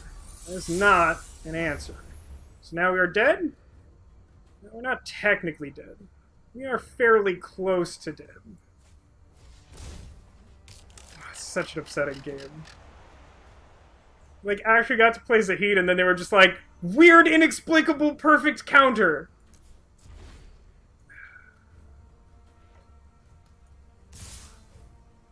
So this...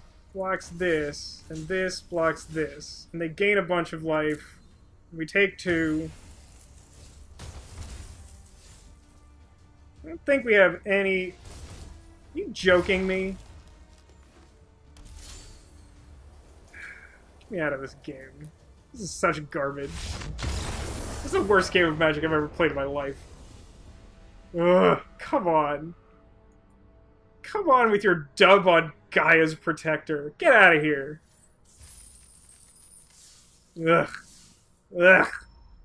Well, at least at this rate we'll finish a draft today by nature of losing this next one.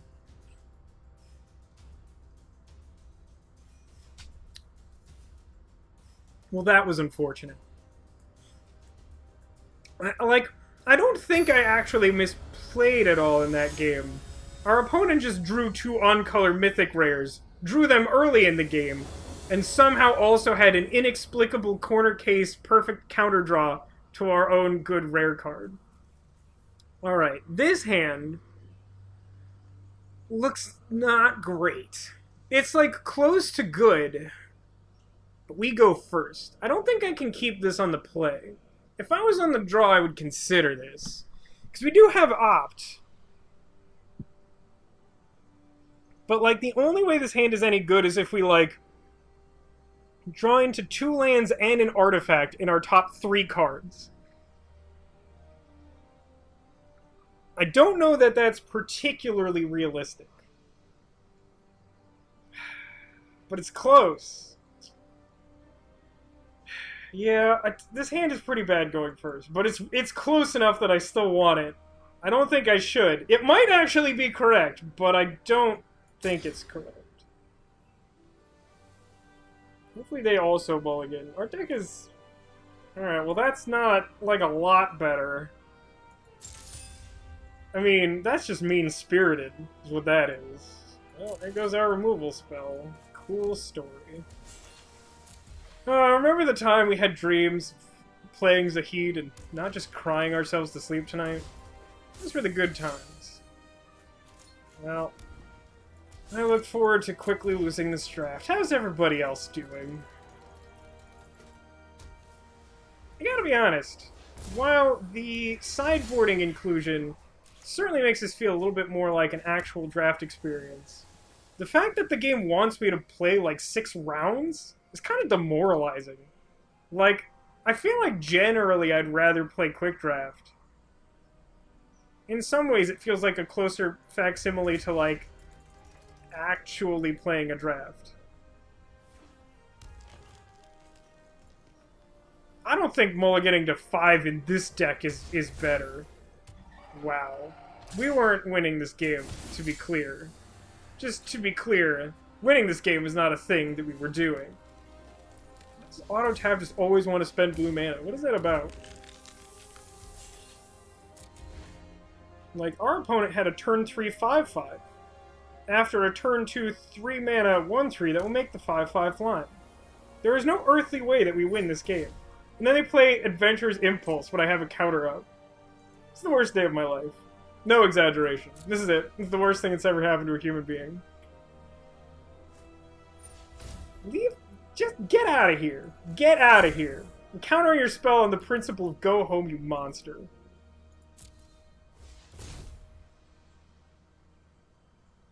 Can't actually counter because they have Llanowar Elves. Worst day of my life. I'm like literally conceding to this. Like, I already wasn't winning that game, but I'm not going to show them more cards. I'm just not going to do it. Don't good game me. Don't good game me. Get out of here. My opponent's a monster. Alright, so our opponent is like the same deck we just played, except better. Except maybe also not Lyra. But the rate today is going, probably also Lyra. So honestly, I think we just need a better hand.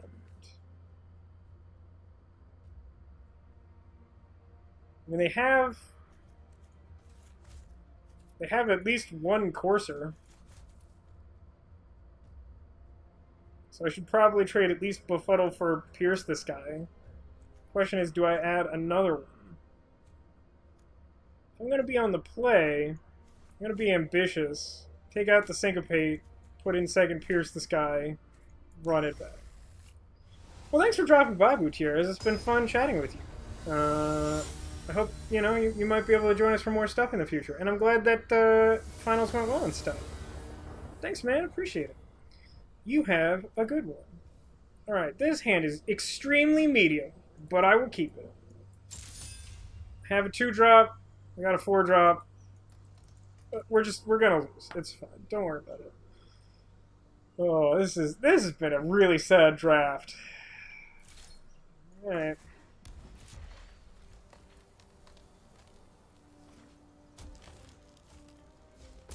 Come on. What's with our opponents? Get out of here.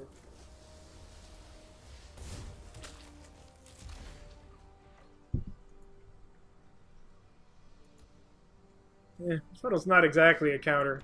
It's not even exactly a counter play, considering most things they could do against this hand. I feel so bad about this draft. Like, it wasn't a great deck to start with, but like, we would be winning these games if our opponents weren't getting just, like, absurdly lucky. Come on, man. When we attack, we probably even befuddle if they, like, block, but why would they?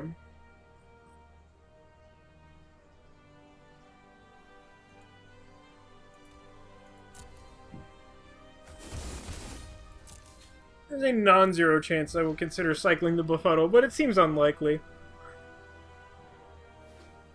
would have been really good to have an artifact to go into Zahid with. Interesting. I'm really not sure how to evaluate Zalhurin Void. Alright. That's maybe not terrible for us, like if they just have a bunch of mana production and like not super scary things to do with it. Are they attacking? Maybe? No. Are they just doing nothing? Okay. Alright. Well, I'll play a 4/4.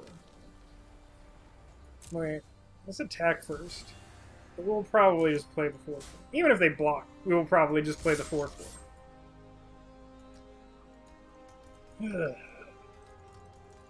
I mean, I suppose we should feel good about the fact that we almost won a match against that stupid Lyra deck.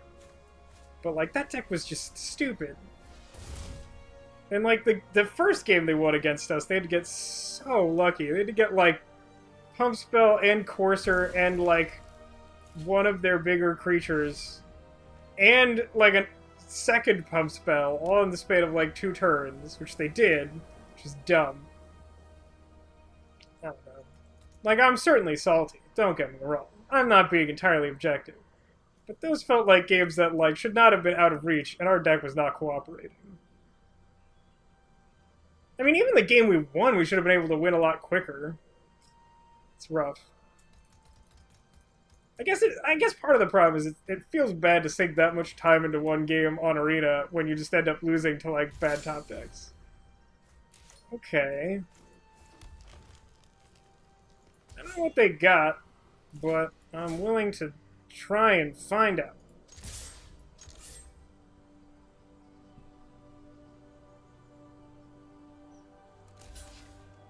That's interesting. Is their hand just, like, terrible? Maybe their hand is just terrible. I mean, I could hypothetically play Tatiova now. I'm debating the merits of Aether Glider.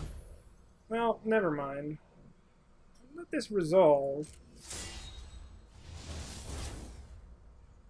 So it becomes a 5/5, but then always want to tap all blue mana.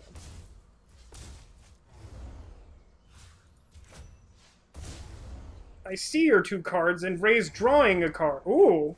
Blood Tallow Candle answers my dilemma quite nicely.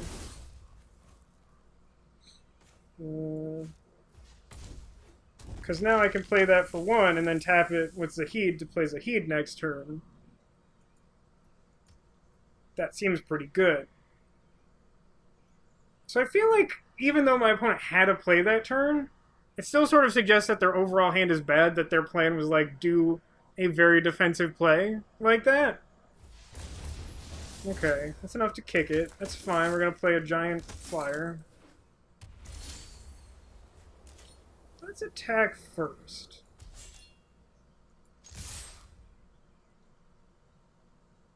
Well, I suppose he could block the 1/1s with the 2/3. I'll attack with... Yeah, I'll attack with this. He's low enough on cards that even if he decides to, like... That's not what I was expecting. Alright, how does this go? This is the one... No, this is the one I want. I don't like this choose one where there's, like, no text to, like, indicate what the modes are. Because these literally look identical. Is it this one? It's that one. Figured it out. Alright, go ahead. Yeah, in this case, like, there are some cases where even if I have the artifact out, Tatiova's better. But we aren't guaranteed to be drawing lands, and they don't have any flying blockers. And Zahid will kill them fairly quickly. Like, I think I like having Zahid out earlier. Plus, like, maybe by the time we could play Tatiova, we have a land to play on the same turn, so we get immediate value in case something happens to her. Seems pretty good.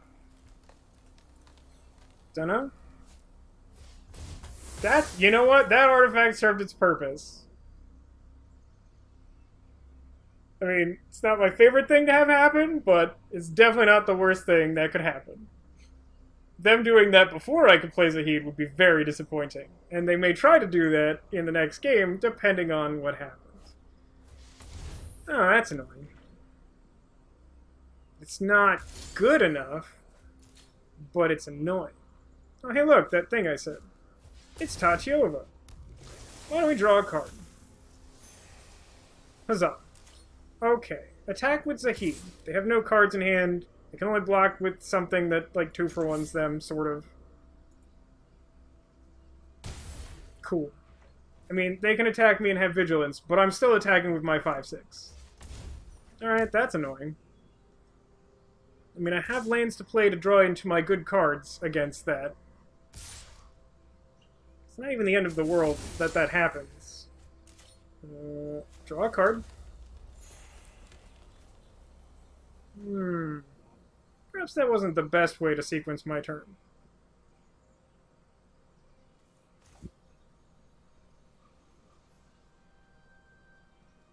Let's attack first.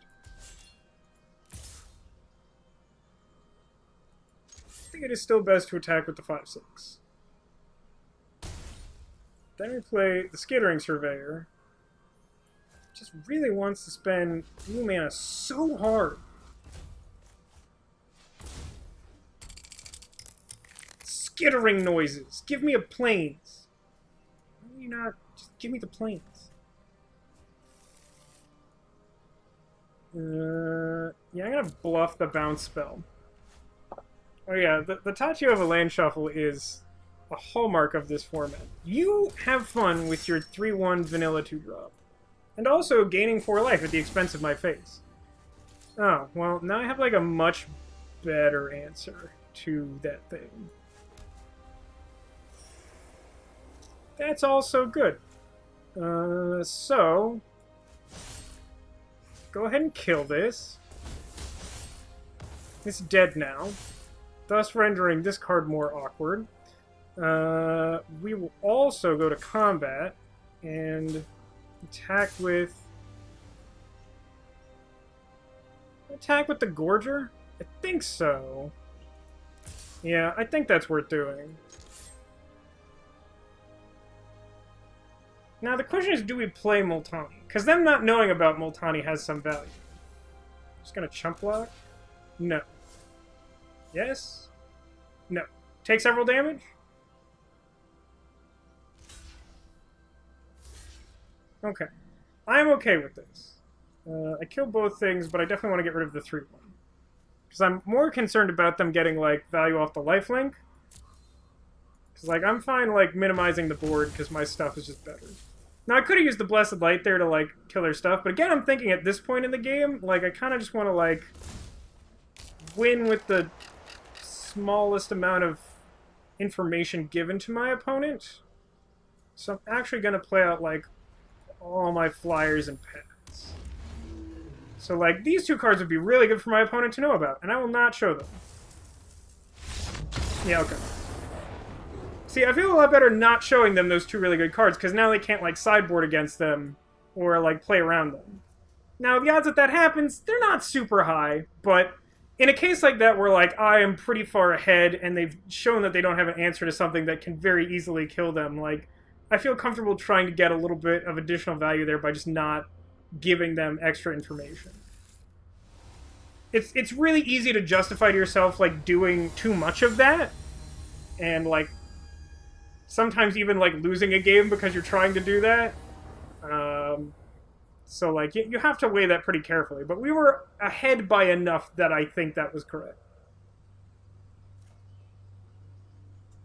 Okay, we got 3 colors of land, this awkward Broken Bond that can deal with their Sarah's Wings, 3-drop, 5-drop. This hand is pretty good.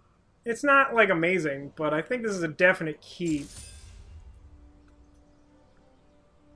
Yeah, at this point, like, once you're in game 3, like, you pretty much just play everything out and don't even worry about that. Because the main consideration is, like, sideboarding. Like, they might have something, I don't know, some enchantment or something that they wouldn't necessarily put in their main deck that could somehow deal with Multani or something. I don't know. It's not extremely likely that there's, like, good cards against either of the cards that I was preventing showing them, but Cat's point in chat is correct that, like, now, no need to hold back. Alright, they found a forest. Now, admittedly, last game our opponent had a pretty soft draw. So the likelihood of that happening again is pretty low, unless their deck's just, like, really inconsistent. They may be stuck on color, which wouldn't be terrible for us.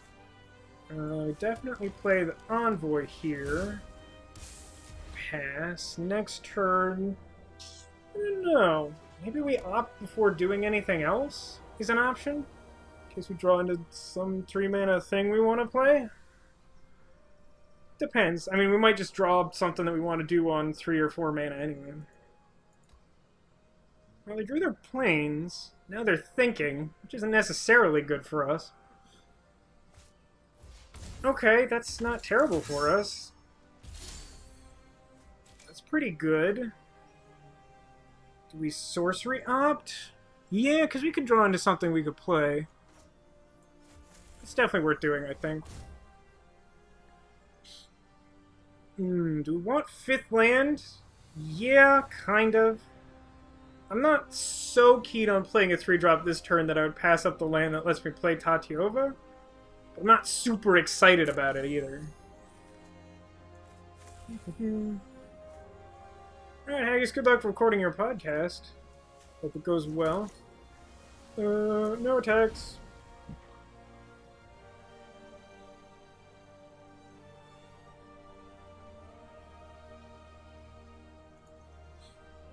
Like, I would really like to play a spell that turn, but... okay.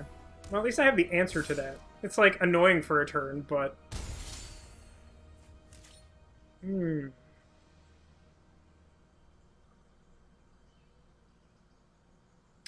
I'm a little torn. So I could... If I Broken Bond right now, it doesn't really do anything in particular. I can't do the Broken Bond at instant speed, but I could blink of an eye. Yeah, I suppose the blink has some more value later on. It's just that, like... Yeah, Broken Bond is less likely to find another reasonable target. This is the only, like, strong target we know of. Put the land onto the battlefield. I suppose that I will. But the question is, actually I should play another land, because then I can blink of an eye.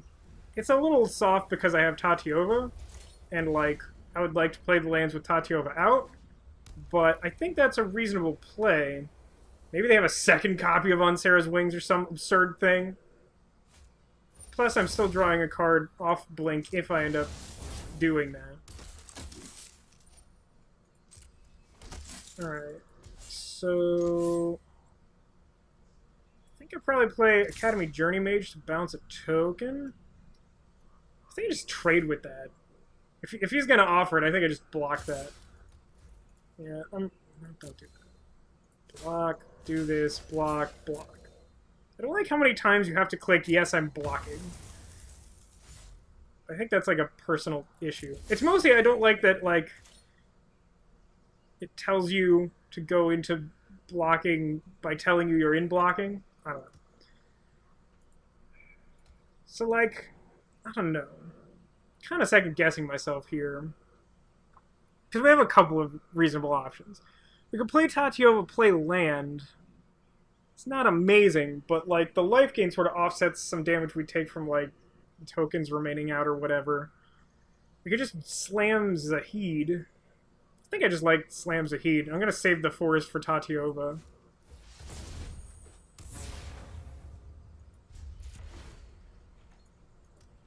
Journey Mage might have more value later. Bouncing the token is valuable because the token's just gone forever.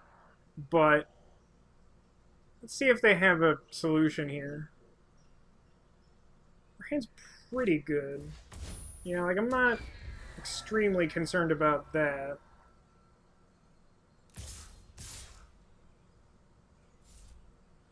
Now, they've shown us the... Oh, they're trying to... That's interesting.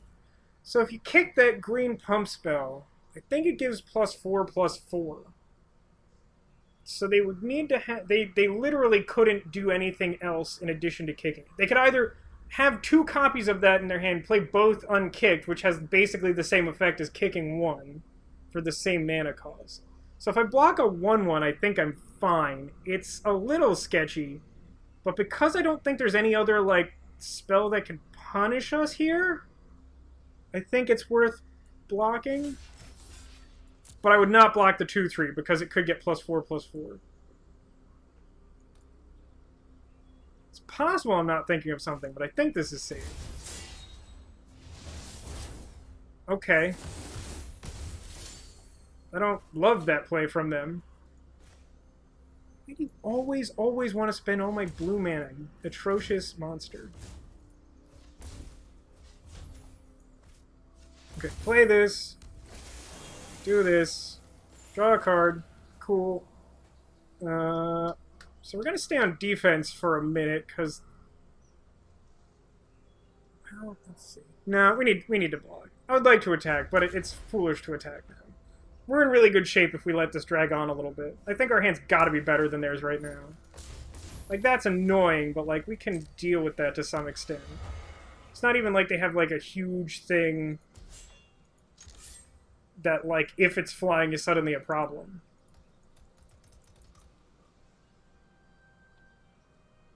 Plus, like, we're likely never going to give them another turn where we have shields down on at least unkicked blink of an eye. So we've got 6/7, so we can play the island and play Primordial Worm. Seems pretty good.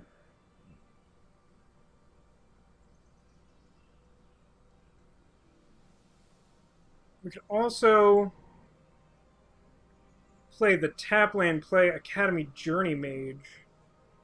Also seems pretty good. 1, 2, 3, 4, 5. Yeah, that works. I'm gonna do that. I'm gonna bounce the Courser. I just don't want them to, like, somehow tempo us out. Why does it always spend all of the blue mana? What is wrong with this game?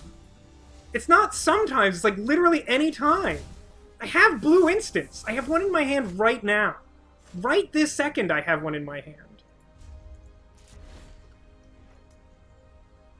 I mean, at that point they were indicating no hand until I bounced the creature and they drew for turn. Resolves. Yep. Okay, now we have an answer. Let's play green. Draw a card. Oh my god, it's still tapping all of the islands. What's wrong with this game? What is wrong with this game? 3, 4, 5, 6.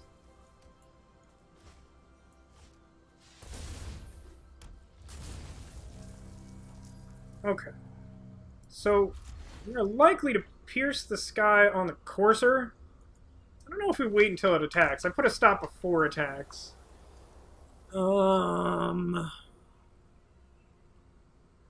Yeah.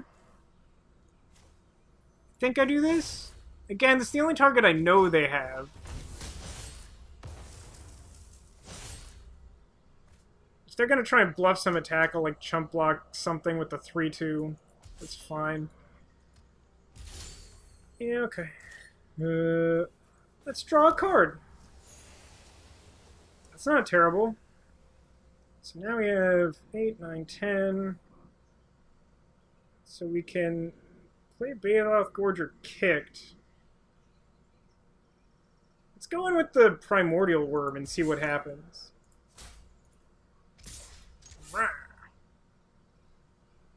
What will you do for a Klondike bar? That seems reasonable. I accept. So I continually have to manually tap my mana because it always wants to spend all my blue. Need 8, right? 8, 8. 8! I have some large ones. Your turn. We're in pretty good shape here. We're also at 11, so soon I'm comfortable attacking with the flyer too, and then just like, all bets are off, man.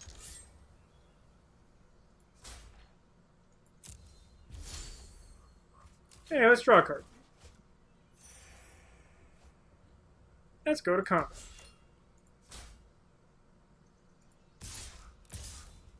I'm gonna attack with the flyer. Okay. Also okay. Also, don't do that. That's a terrible...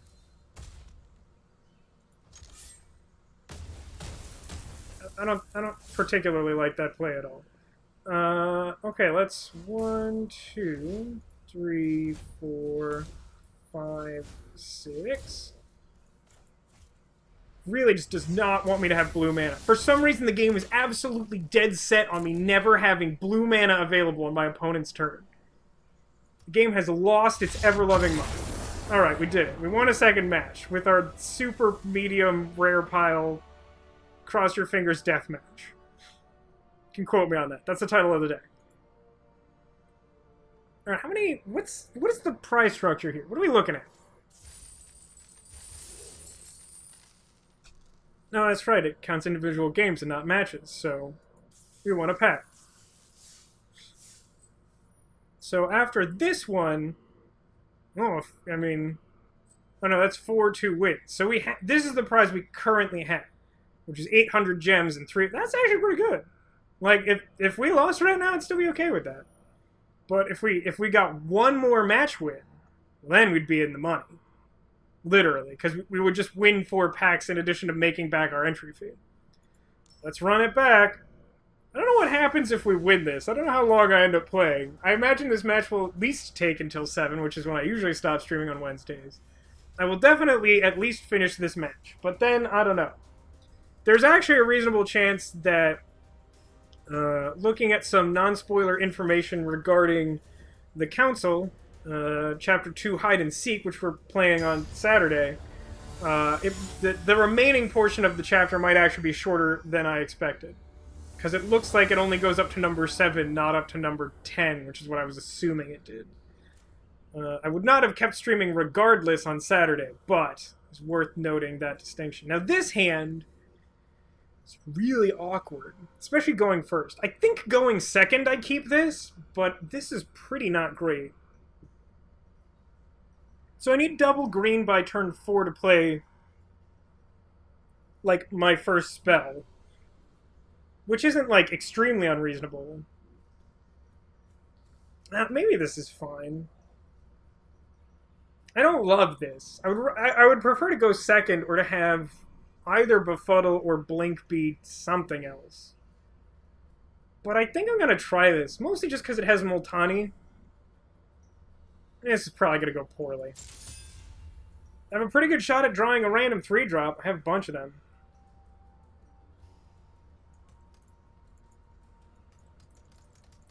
Like, I don't think this hand is great by any means, Cat, but just being able to play Multani, in theory, is potentially powerful. Also, this format's not generally so fast that, like, not having a turn 3 play is going to just mean I automatically die. Now, drawing another island there is pretty weak. But if our opponent just does nothing and we keep drawing islands, then we're actually still in fine shape. Now, if we draw a forest next turn, I'll still be a lot happier. Like, forest next turn is basically our ideal draw. To the point that I would even consider just befuddling a random creature they play. I do have 2 befuddles, and frankly, if I just get that forest, I'll accept tapped land. I mean, it doesn't help with the Baloth Gorger this turn, but it does mean we can definitely play Multani by the time we get to 6. Don't really need to set it. Like, if they cast a creature, I will have a moment to set a stop in case the game does something weird. At this point, I don't feel like I actually need to cycle the Befuddle.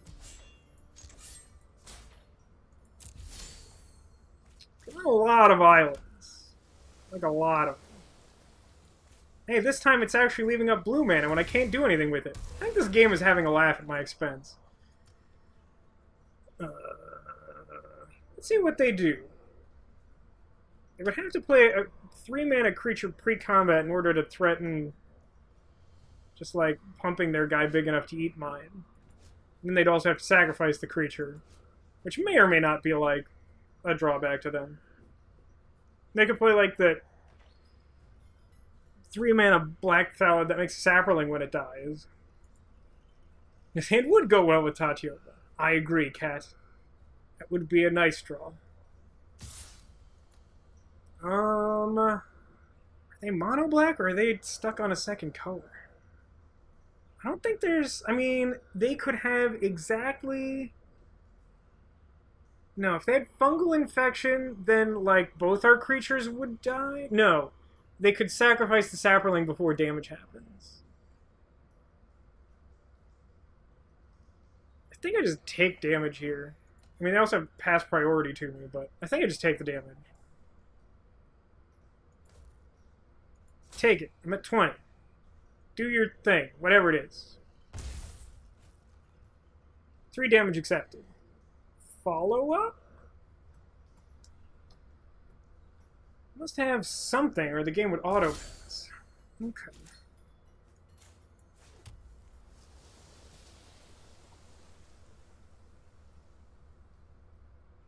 I think I'm just gonna pass? Like, my hand is extremely reactive right now. The thing that I don't, well... Yeah, alright.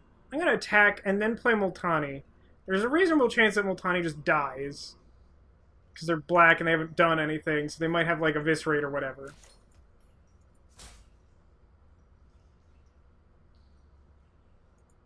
Opponent is not quick on the pass priority. This is fine.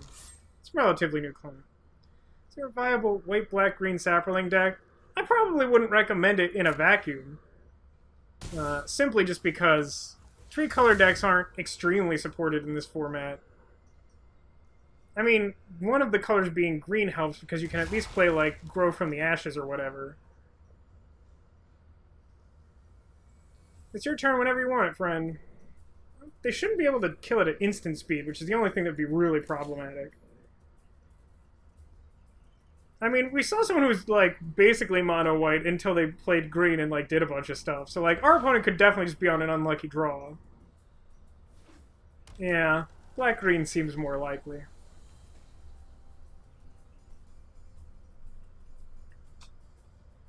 It's like Vigilance. No, it has Trample. It has Trample. Not Vigilance. Has Trample.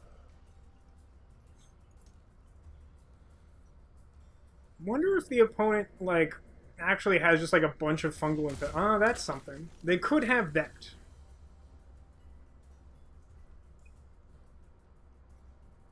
So if they go to attack, I will accept the damage here. They probably shouldn't, like, pump.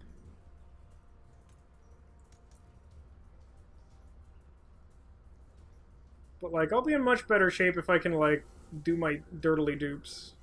Which, like, the one downside to just jamming Multani right away is that, like, I have all these reactive cards and I can't play them on this one turn. So I just have to, like, make it through this one turn unscathed. And then, like, I'm not, like, totally set or anything, but it should be, like, a lot harder for them to, like, you know, get me. I mean, black-green sapperlings is like a supported archetype. There are a couple of black sapperling cards, plus, as we know, green has sapperlings, and the uncommon black-green legendary Slimefoot also interacts favorably with sapperlings.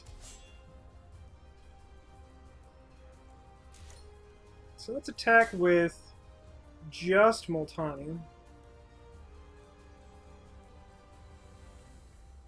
So I've got 7, so I shouldn't play the candle.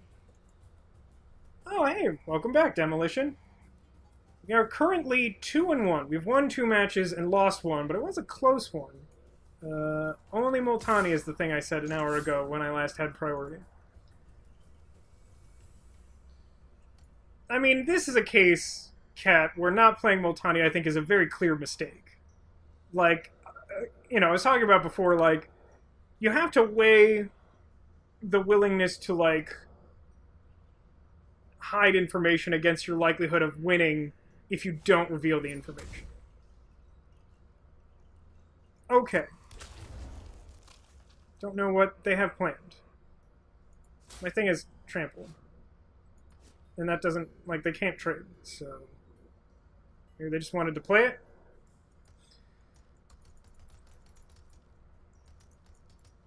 Unclear. Not sure if math is just hard. Math is hard.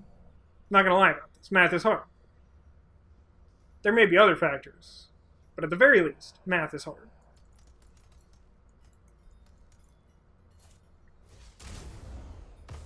Ah, see that one? That one I'm going to counter. I want X to be... I mean, it can just be 1. Yeah, I guess it's just 1.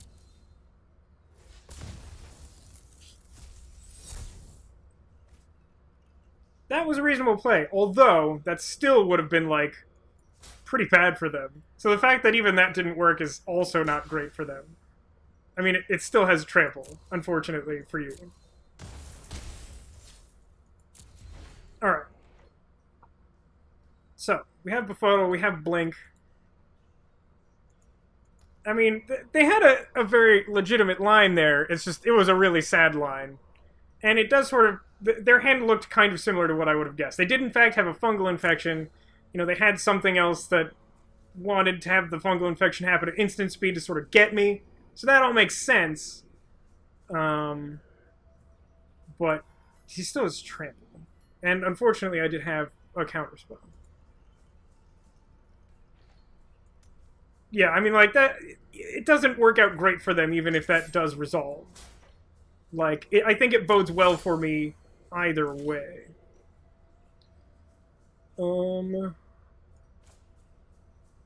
This seems worth doing, but I should attack first.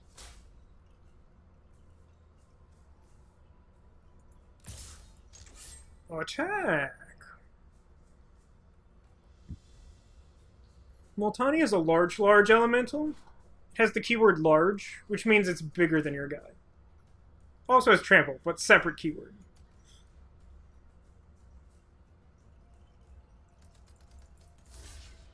Okay.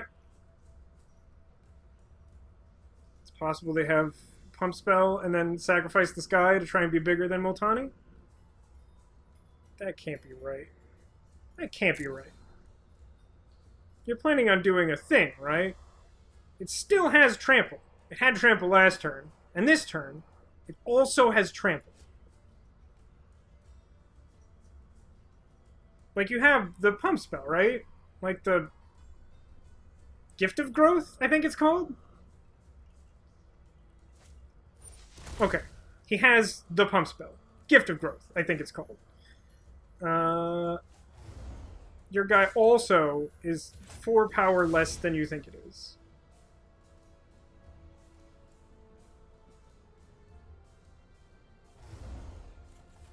And I drunk.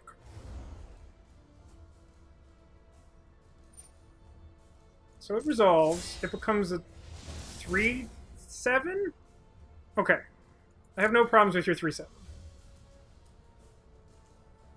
He has to sacrifice the sapperling if he just wants his 3-3 to stay alive. Okay. This is all fine. I'm going to save the blink of an eye because I think I just win if the game proceeds as I'm expecting. Something about math. Math is hard was the point of that interaction before demolition. Our opponent was attempting to do some math. It proved challenging. I also had something to complicate their math, and it made their math worse. Control requires some amount of math. That is true. So does combo. Combo tends to require a decent amount of math. Depends on the combo, but often there's a lot of, like, probability involved. Ooh. Adventurous Impulse for Vanilla Tutu? I'm really sorry for my opponent. This game is not going well for them. Like, it doesn't seem like they're playing particularly badly. I think their deck is just, like, somehow actually worse than ours. I mean, ours does have Multani and Zahid, but, like, it doesn't have a whole lot else going for it.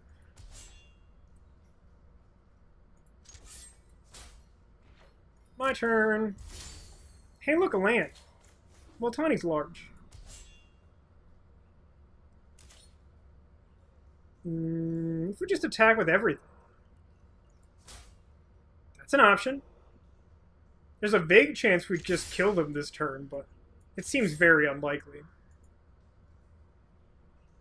I mean, like, I haven't seen anything in here that's, like, inherently, like, unplayable or anything like that. Evangel's definitely not a card I want to include in the deck. Like, 2/2s for 2 aren't great in this format, as I think I said during the draft portion. But, like, it's reasonable to put one in your deck.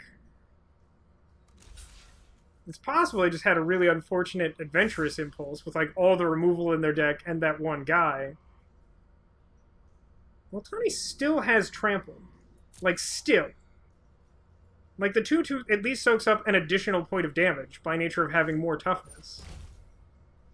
Do I just let that happen? No, it gains lifelink. I don't want to let him have lifelink. Like, this isn't ideal, but I'm still gonna do this. Just because, like, I don't want the game to become prolonged. Okay.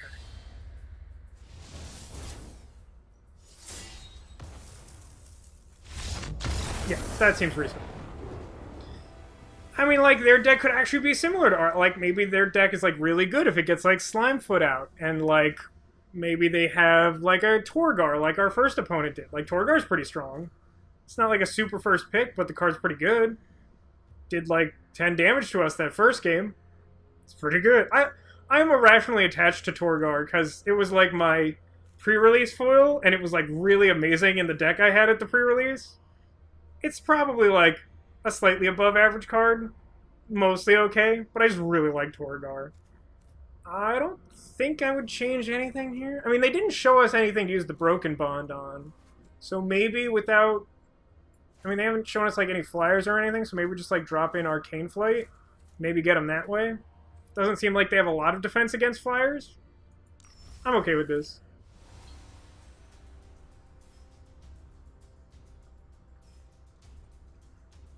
Okay. Can we defeat Captain Zero? And perhaps even more importantly, can we do it in roughly 5.5 minutes? 6-ish minutes. I'm going to say no to that second one. Yeah, I think I like the Arcane Flight as a scout. Like, it could end up just being bad, but like if it's good, then like it could even just be good on like a Llanowar Envoy could go all the way after like you play it turn 3, like let it fly turn 4. I mean, it showed us like some really awkward combat tricks. So like if we just don't get into combat with them, like they can't block our stuff, then like a lot of their cards don't seem to do much. Alright, how does this look? Well, that's pretty much how I drew it up, except with this white card I probably won't be able to cast. This hand seems fine, though. I think this is a keep. It's not like an amazing keep, but I got 2 colors. Play my tap land early is nice. Journey Mage is pretty strong. Arcane Flight might go all the way, as discussed. I mean, it's possible they use the... what is it called? Ooh, that's not bad either. Now I got a 2-drop. The Vicious Offering. They can use the Vicious Offering to, like, kill our guy in response. So, like, that's a thing to keep an eye out for. Keep an eye out for several eyes in the shape of a Minotaur. I do love the art on that card. Perhaps disproportionately because I really like Minotaurs, but still. Alright, Cat. You reworked your custom Planeswalker card design thing? Raising my voice? Paste it in chat. That's reasonable. Is this on their turn? No, this is on my turn. If it was on their turn, that'd be, like, pretty good for us. On our turn, it's fine. Yeah, they turned one of our saprolings into one of their saprolings. It's a weird exchange. So it seems like our opponent's deck is probably very heavily black from what we've seen so far. I mean, it's possible they've gotten, like, very unlucky twice, but the fact that they've been, like, mostly black mana 2 games in a row really makes me think there's a good chance that they're just heavy black. So I think the correct play is just play Elf, play Glider. Like, I don't think I want to play Arcane Flight unless they tap out for something. Because I would at least like to make them sacrifice a creature for the Vicious Offering to, like, get us. Because then it's sort of just a 2-for-2, even if it's a token. Because the Arcane Flight's, like, marginal value. Probably should have attacked first. Wasn't really thinking about the fact that I might attack this turn, but attacking seems very reasonable, so I will do it. I mean, if they were going to do something, they would probably still do whatever that thing is. Like, regardless of that information. It's not like I've shown any, like, pump spells. This is fun. I accept this trade. Them having less things on the board seems better for me. That was Father's Day. Well, my parents were still out of town, so I kind of didn't do anything. I had a very unproductive Sunday. It wasn't great. I was not feeling great. But we've got a rain check in place. We're going to do something. Probably this weekend. I haven't actually talked to anyone about this. Oh, hey, they tapped out. Let's go to Flyer Town. Do do do do do do do do do do do do do do do do do do do.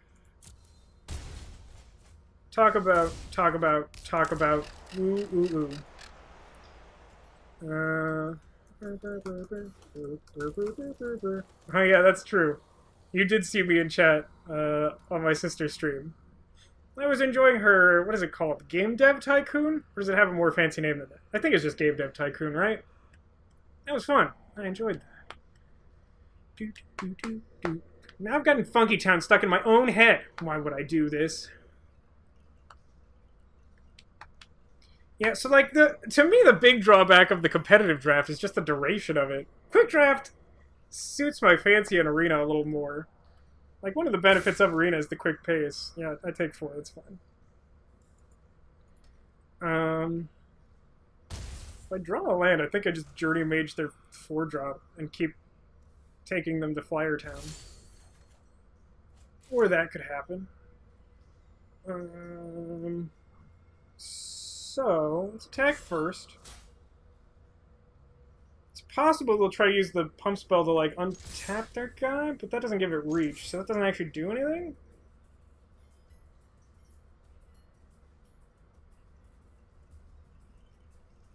The question is, do I keep up Blink of an Eye or play Envoy?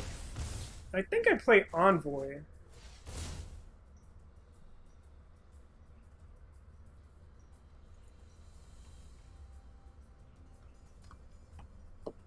We'll figure out what to do. I feel like... I don't know what my ratio of things to do versus things I am likely to accomplish this weekend is. I may not know this until it's already too late. That would be my only concern about committing to rain check this weekend. Oh look, a 5/5 Death Touch. Doesn't fly though. It's a much better target for this if we draw an untapped land. Which all of the lands in our deck are untapped now. What a novel sensation. I think I'd take 4. Because if I could bounce their guy, dealing an extra 3 seems really good. I could play that. I think I just, like, tempo them. No value Blink of an Eye! Jam for 9? 7/9. Yeah, that seems good. I think we win? It seems unlikely that they can pump their creature for 8. Like, they could kick 1 and unkick... Okay, there we go. And we did it in roughly 7 minutes! I don't know if these tiers matter for matchmaking and draft. It maybe shouldn't? I don't really know.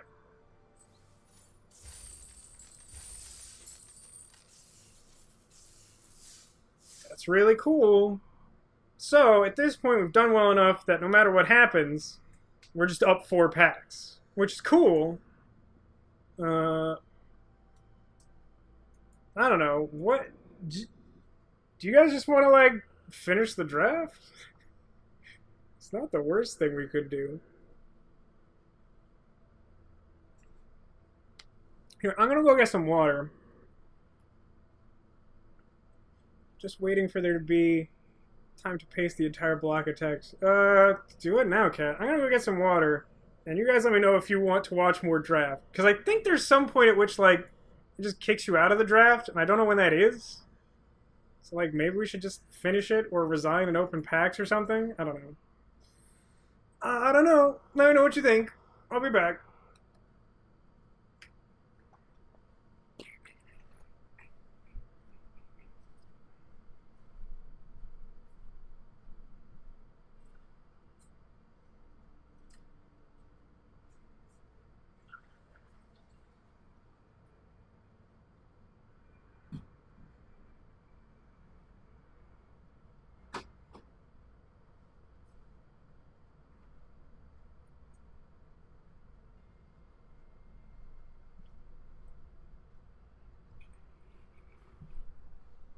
Yep, Secret Squirtle.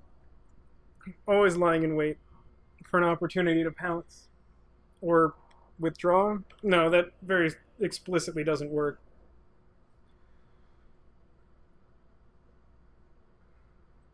So, I mean, that's... So what, we played 4 matches then? We lost 1, won 3? And that's how that works? It somehow throws me off that the first tick mark here is 0 wins. I don't know. Up to you guys. I haven't seen anyone say anything in chat.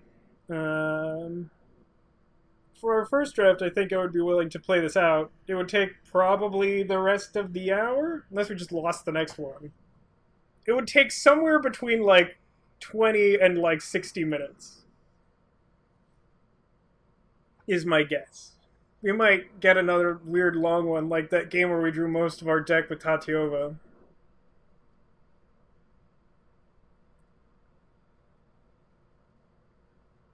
Alright. Got at least one person watching. I mean, I think I might just play this. I think if people didn't want to watch it, I would probably just like play it off stream right now anyway. So let's just do it. See what happens. And like, you know, we could just get stomped in the next game and then be done anyway.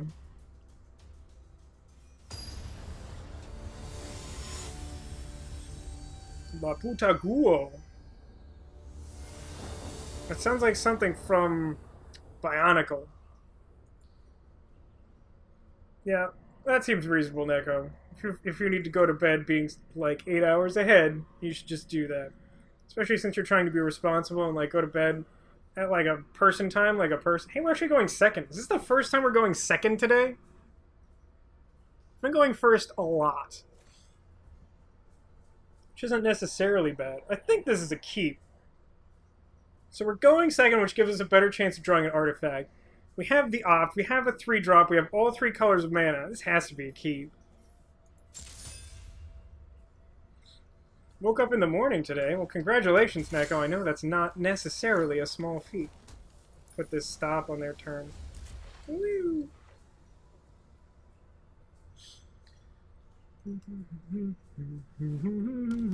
Yeah, I don't think this matchmaking matters. We're in, like, the dumpster rank, and our opponent's in, like, amber rank. Our opponent has, however, played Llanowar Scout, which is, like, it's okay, I guess. Don't love this card. I'm going to opt now. Artifact? Ooh, it is an artifact. I'll definitely keep that on top. Maybe we'll even draw a 2-drop. It could even be a boat. Or another artifact. I accept. So next turn we play... I don't know. It's kind of close between Aether Glider and Skittering Surveyor. Yeah, if they're going to attack me with a 1-1, I'd rather have the Surveyor out. Problem solved. Wow, there's a lot of green-white today. What does that mean? Luckily, we don't have to show them our planes the way this draw has worked out.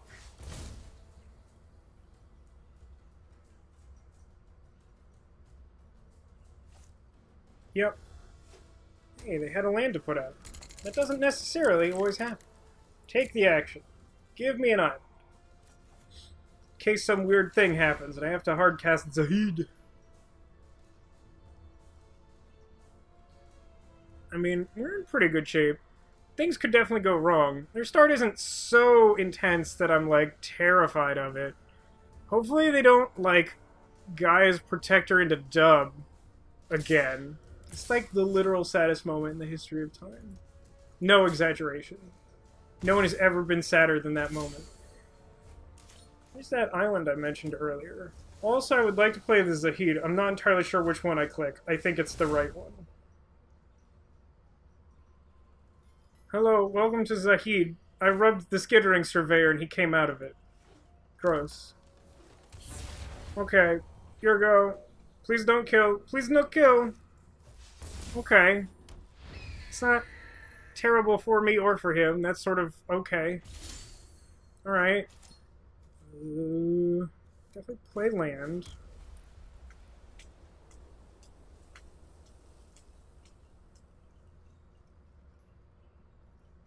I think we play Envoy? Do we attack, though?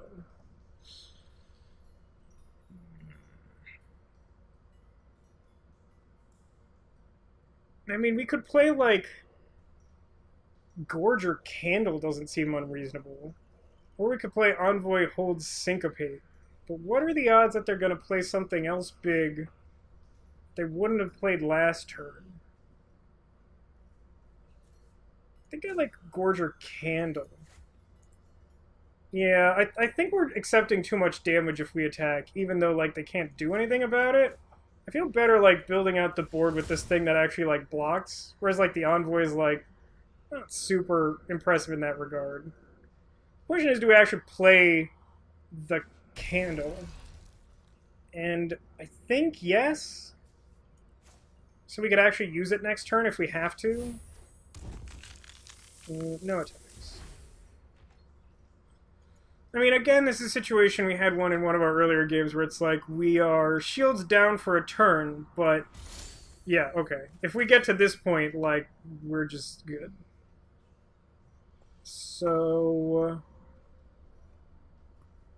Glider? This doesn't have first strike, right? I'll play the Glider.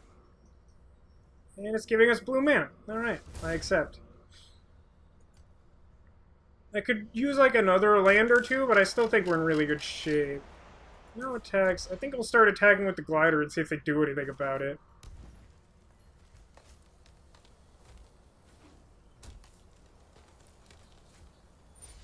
Oh, that's not great. Oh, hey, look! They tapped out! What tremendous fortune. That really shouldn't have worked out for us. We got very lucky. Now I think our opponent's in very bad shape. Maybe they have another sandbag giant monster, but, like... If they don't... Okay. So I think I attack with both. Seems marginally insane, but I think it's correct now. Bale Forger's holding their stuff back well enough. It seems reasonably likely they'll try to block with their bird guy. Maybe not. I mean, we've got this Befuddle to, like, do stuff to them. Yeah, that seems reasonable. Yeah, we got really lucky with that Syncopate. A very lucky Syncopate. So we saw a flyer from them. Is that enough for me to switch out a Befuddle for a Pierce the Sky? I think I like that. I think I'm gonna leave the rest the way it is, though. I mean, we didn't see any targets for Broken Bond. Should be good. Alright, keep on playing. Yeah, we're playing this one out now. Kindle's very medium, but, like, it does provide us another opportunity to go off with Zahid, who actually didn't die right away this time. Yeah, I think I'll try this, and then if they show me, like, more reason to, like, board out the Broken Bond or to bring in Pierce the Sky, we'll evaluate. We could take out the Bond for either Befuddle or Pierce the Sky, depending on what we need. Yeah, we're gonna see this one through to the end. This is not a thing I foresee doing every Wednesday necessarily, but the only other thing I was really thinking of doing today, I don't have energy to do. Plus, I kind of want to see what happens, and I think you guys do too. I generally prefer to do Quick Draft, but I wanted to do Dominaria and not stupid Rivals of Ixalan. Alright, this hand looks a lot worse than our last one. It has, like, pretty much all of our most conditional cards and not a guarantee that we have the mana to play a 3-drop. We do go second, but I still want to mulligan this. Yeah, I like this better. It's not a lot better, but I like this better. Hopefully we don't need that broken bond, but I don't want to draw that next, or I would have kept that first hit. Alright, okay. Skittering Surveyor's not bad. It's a pretty good draw, in fact. I mean, there's no guarantee that we would play that before the gliders, but it's possible.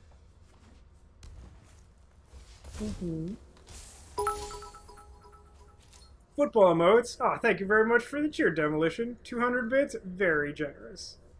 We drop a land, and play an Aether glider, and then hit you up with a broadside of confetti cannon. No attacks. So they're banned. I mean, we're also banned. People keep milling our stuff. Is there really mill 4? I thought it was like 3. Yeah, top 4. Alright, well, that happened, I guess. Let's attack with our flyer.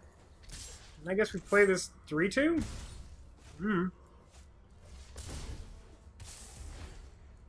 Now, the funny thing is, if one of these Homerid Explorers hits our Multani someday, then we can actually just pull it out of the graveyard. Which is not a thing that comes up very often, but it could happen. I think I blocked this. I don't know. I think I blocked this. This seems reasonable. I mean, if they spend a trick on it, I think I'm still happy with it.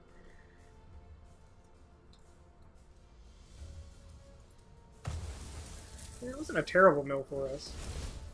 The Explorer is just a 4-mana 3/3 creature that, when it comes into play, it chooses a player, and they put the top 4 cards of their deck into their graveyard. Let's play this tap land, since we can't spend all that mana anyway. And then I guess we play Skittering Surveyor, because they played a reach creature. Boo. Give me the planes. I'm also bent! Chat is being loopy? I don't know what you're experiencing, Demolition. No attackers. It would be good to draw something that does something, but that's kind of what Memorial to Unity does. Gives us a chance to draw one of our big dudes. Well, they know we have this plains, so I think we pass, and then at the end of their turn, we use this Memorial to Unity. We'll have 4, 5, 6. Yeah, okay. That seems good. Ah, I see. Yeah, sometimes Twitch doesn't cooperate. I'm not always clear on the reasons why. Combat. Okay. Will I trade my 2 1/1s for that?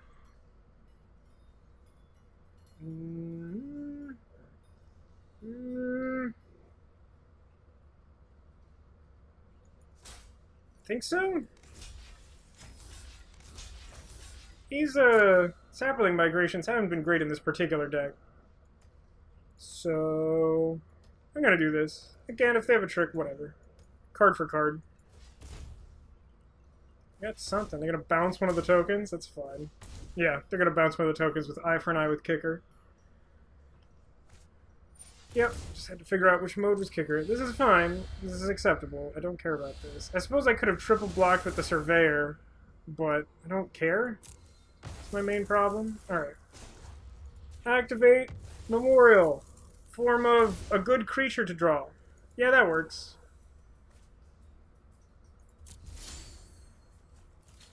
And we drew Zahid immediately after, like, searching up Multani. Okay. If you insist, I accept. Don't worry, I won't. Uh-huh. Draw 2 cards.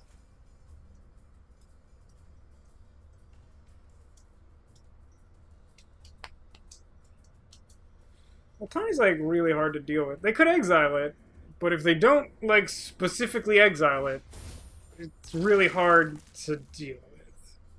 Luckily, Zahid, at least, even if this guy gets exiled... Ooh, that's nice, too. So I now have 1, 2, 3, 4, 5, 6, 7. So I could play Aether Glider and Zahid by tapping... I could tap the Summoning Sick one. Not that that makes a particular difference. It's 3, 4, 6, 7, 8. I don't think they have a 1 blue mana spell that can make their creatures 2 bigger. I'm going to attack with Multani.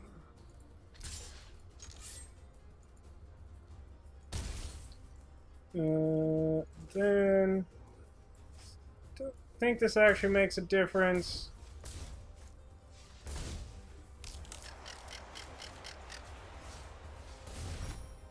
There's so many artifacts, I have the option of which artifact I want to tap. An embarrassment of riches. Sorry, the cannons didn't show up. Here's some more. So I'm like, next turn I can like play Blood Tallow Candle and like derp one of their things so they can't gang block Multani or block any flyers.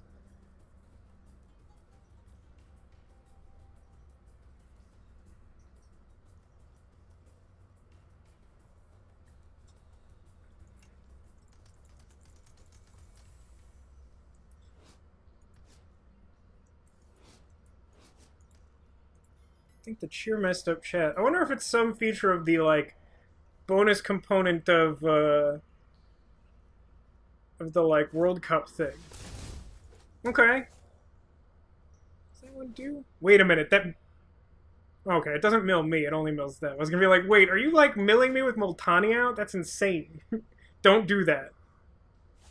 Let's dive down the only effective... only effective on Murphy. Dive down is like Ixalan, I think. So I don't think it's in Dominaria, so I don't have to worry about that. Let's play this candle, just so we have the effect on board. And then I can attack, yeah, for like 1 million. If I just kill the spider, then I can attack with all the flyers and then the trample damage on Multani. Game Endo. Oh look, we're silver tier, which looks way more impressive than what I assumed would be the gold tier. Cool. Alright, so then one more match, win or lose? With the breaking pointo? Limit break? Yeah, I'm down. Alright. See what happens. Ain't nothing left to do but to run it back. Aw, thank you, Demolition. Your continued support is much appreciated.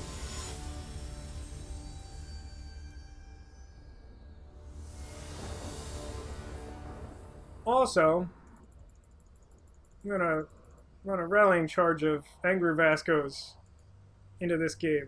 Roar! Charge into the final! I go first. This hand is awkward because it's land flooded, but you know what works well with land flood?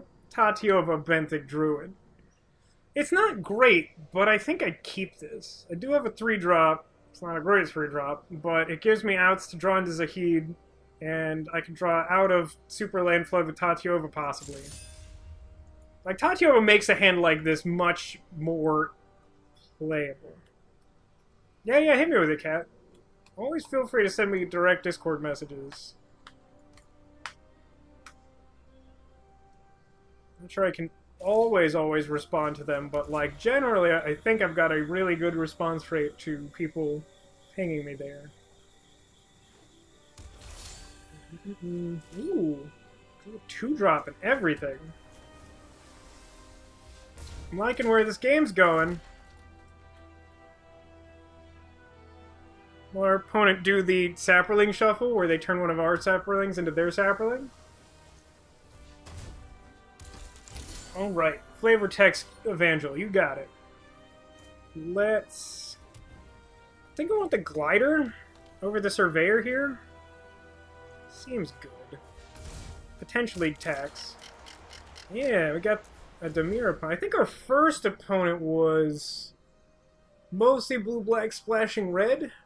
So like, I remember the very first card someone played against us was... what's their name? Like Rix, the blue-black uncommon legend? I've, like, never really seen that pay off in a super exciting way. Not that the card's bad, I just, like, haven't seen it. What are they gonna play? I'm gonna take 2 damage. If they don't have a follow-up, I'll just attack them with 1/1s. It seems unlikely that that's the case. Yeah, that's fine. Yeah. Let's play an island. Let's play this. Well, let's play the Surveyor post-combat. This thing can't block anyway. Zoom! Straight to the moon! We will draw planes off of this by taking action. We did it. Yeah, the way this draft worked out, I'm really glad we went for the removal spell over... Was it Evra? That white legendary lifelink thing?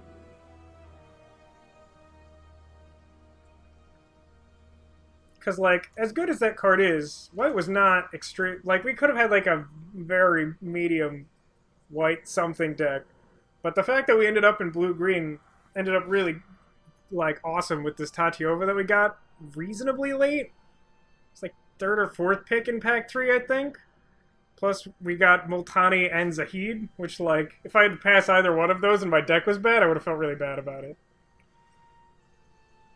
As it stands, our deck's, like, not super great, but hey, we have those cards. I will accept 2 more damage. Do you have a white flash something you can play off of Swamp Island? Oh, that's an interesting draw. I'm actually really torn here. Like, it seems like I should just play Tatiova, but black could, like, very easily have a thing to just kill it. I'd like to at least get 1 draw off of it. Plus, I can hold up this Blessed Light, so I'm just gonna do that. Even though I'm not sure how likely it is that I use the Blessed Light, like, I feel like drawing an extra card is worth the tempo of, like, not having the 3/3 on the board. Because, like, they're not attacking with this 2/2 anymore. Yeah, that's annoying, but what are you gonna do? I mean, they seem pretty land-starved, so, like, if we resolve Tatiova and start doing things, probably in good shape. Yeah, I think drawing the card is too important.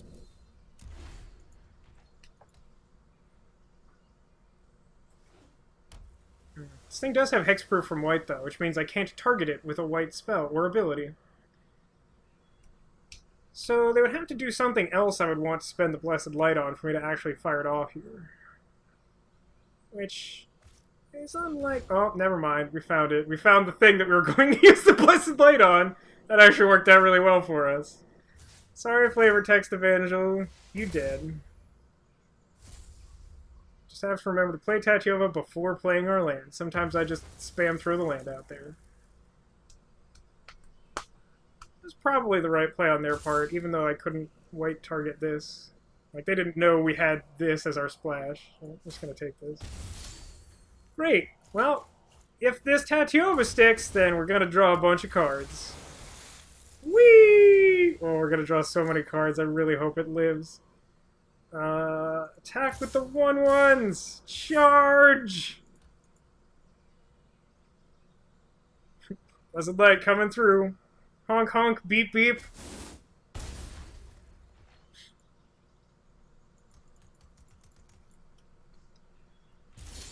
Oh, that's so good. Oh, that's delicious. Here, draw a card.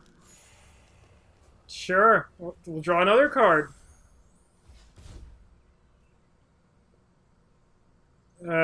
You know what? I think we could do better. Forest might actually be better here. I don't know. Maybe I should have just kept the flyer. It just seems like real easy for us to, like, draw anything that outclasses this 2/2 and win the game. I think. Yeah? My turn. Okay. Draw a card. Alright. Can live with this. Let's be sure to save a green and 2 blue. Everything else is gravy. So this way... I'm never attacking with this Tatiova, by the way. It's just not happening. Not unless they have, like, literal nothing on board. No attackers. So this way we can use our monument, our memorial to Unity, to try and find one of our big scary dudes, which are both big and scary.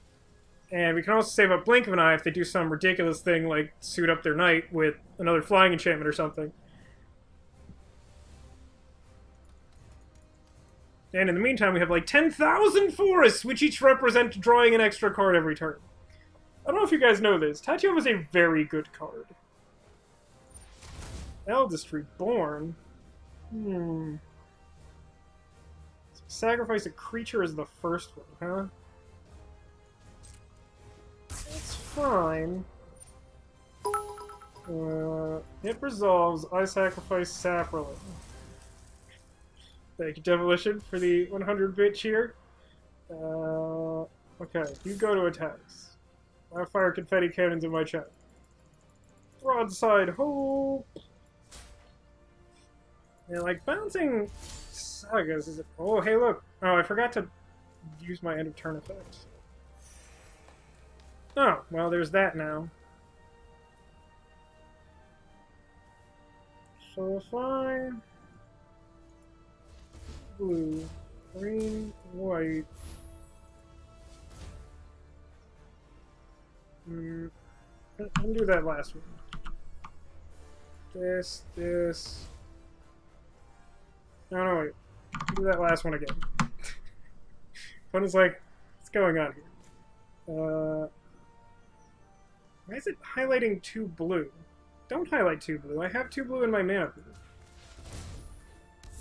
There we go. That's the thing I want to do on my turn. Maybe this time I'll remember to use my end of turn effect. A derp. No, it. Exciting fiddle music continues. Don't exert yourself, cat. You don't want to get a fiddle injury. Resolve. I will sacrifice a forest.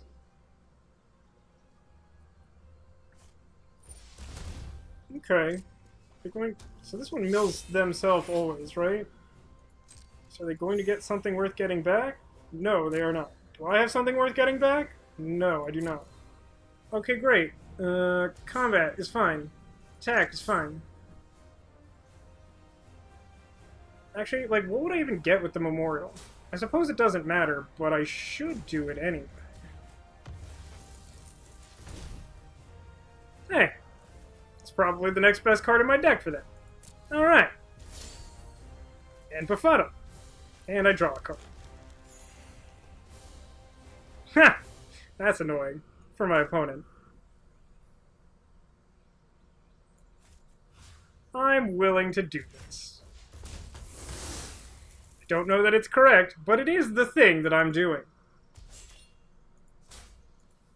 Attack! 5 in the air. Okay. So... yeah, I only get to hold 1 mana up if I play Multani. Also only get to hold up 1 mana if I play this, but it gives them less information. Pretty sure we're on game 1 of the final match still. So I'm gonna do that. Might still be better to hold up Blink of an Eye, but I like this play. Twitch mobile for 15 minutes, used 1.2 gigs. Yeah, I've been getting a lot of like data use warnings lately. I'm not entirely sure why. I mean, like, I get that streaming videos a lot. That still kind of seems high. I don't know. Also, I don't... usually when I watch stuff, it's either on my computer or through the PS4, which should all be on my Wi-Fi. Well, on my, like, personal internet, whatever.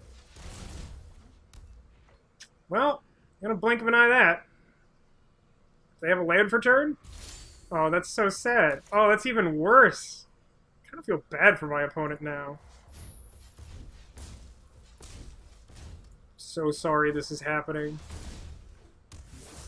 I'm really quite sorry for this. Go to combat, attack, the biggins.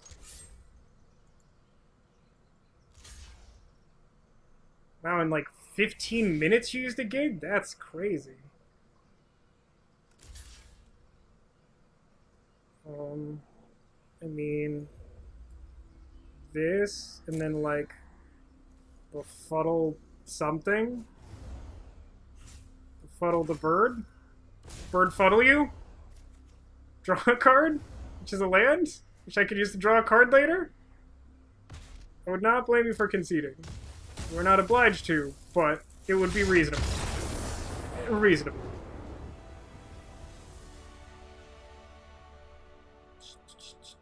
Alright, that was game 1. So we didn't have to show a Multani, and we still made them very sad. By drawing very well after being flooded with Tatiova. Like, being flooded with Tatiova is, like, pretty good unless you're, like, super far behind. I mean, I don't know that this deck is very good so much as it has very good cards in it. I will say that, like, I genuinely feel like our losses in that one match were, like, our opponent also had very ridiculously strong individual cards, but also got really lucky. Just like that play where they managed to counter our turn 4 Zahid was just, like, so specific. Like, that would, like, that's, like, the only time that's happened in the history of time. So, like, I hope they enjoyed it, because, like, that will never happen again. No worries, Devilish. You have been extremely, ridiculously generous. You do not need to make any mention of... okay, so we have... Oh, this hand, though. Going second, it does have Surveyor, and it has Plains. Gosh. This is kind of close. I think it's probably right to mulligan this, but I kind of want to keep it. Our opponent is Face Biff. I didn't notice that. So... we've got, like, 3 turns to draw a land?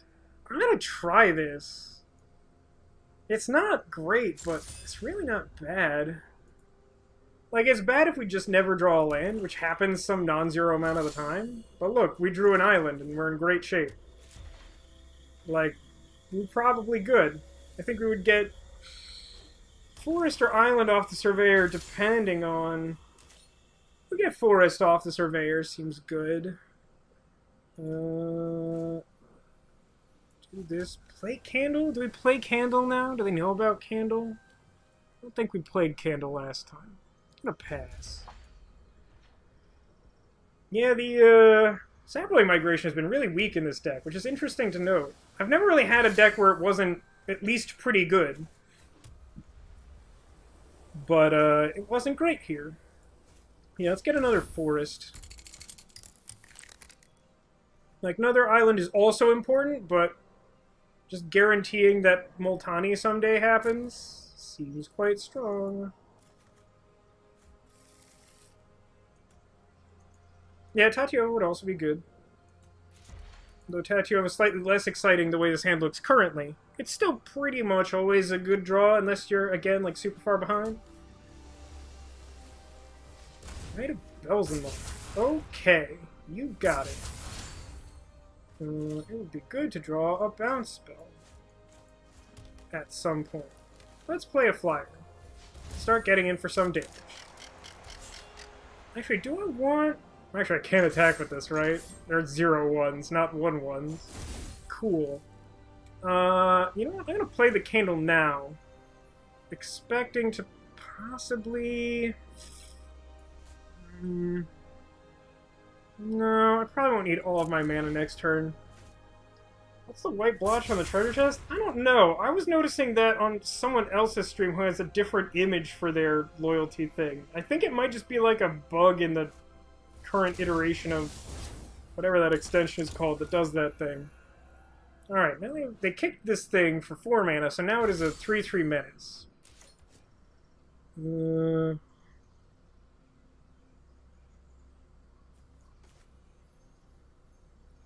Next turn we can play Multani. In the meantime, I think we play the Envoy.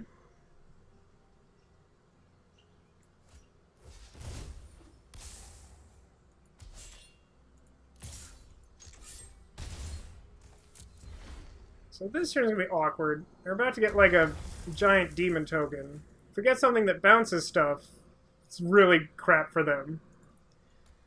We can also... maybe we're supposed to play the candle that turn, knowing that next turn I could either Multani or use the candle. 3 damage, I accept. Oh, no, wait, the candle doesn't count. It's a 6/6. For some reason, I thought it was a 5/5 token. So it's not a huge deal, but still not great. You got it. 2/2 flavor text Evangel. All yours. Okay, lands are getting us somewhere. Another forest. Multi. So I'm gonna accept some amount of damage from this turn, but then I'm gonna have like more lands in play and stuff like this to derf their dude. Why does he have a Beyblade when he does that? He's like, I am Groot, here is my Beyblade. I mean, to be honest, Groot is my bit beast. So, I appreciate this, it just doesn't really make sense. So yeah. The way this works is like, this makes this token that has the same stats as this like really old demon that used to be powerful but isn't super exciting anymore. Still pretty good. But, like, it's just a 6/6 flying trample, and then you have to sacrifice a creature every turn, or it starts hitting you for 6. So, like, it punishes you if you can't feed it, is sort of the idea. Now, the way this works is, like, the first 2 chapters of this saga give you a bunch of clerics to sacrifice to the guy. But I don't know, if I have some way to, like, get rid of these, or just force them to chump block a lot or something, then this thing threatens to kill them as fast as it's killing me. Okay.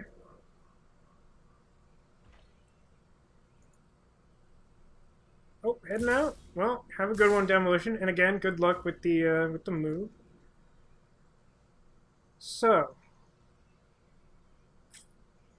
what do I suspect that they might... Like, they could just have, fungal infection and it'd be pretty bad for us. I think we just take 10. Which doesn't sound great, but... I mean, I suppose I could double block with the Surveyor and Envoy, but... So do this, we play the candle, and we represent that that's the thing we can do, but we also have Befuddle.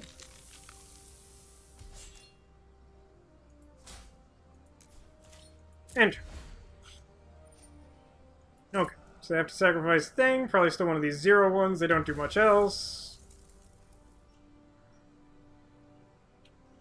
They draw. So they're light on lands, which is sort of good and sort of bad. They've managed to do a lot with it, which makes it less damaging to them.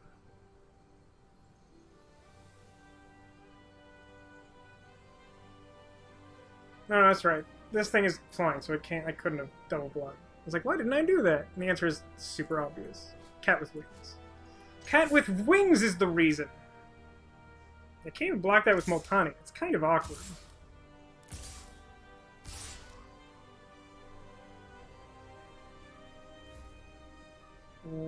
Okay, let's go to blocks. This.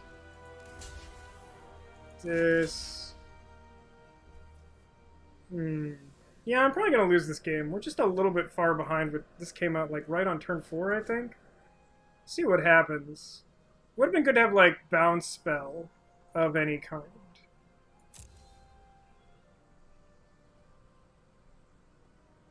If they don't do anything, then I befuddle this. I think they have something.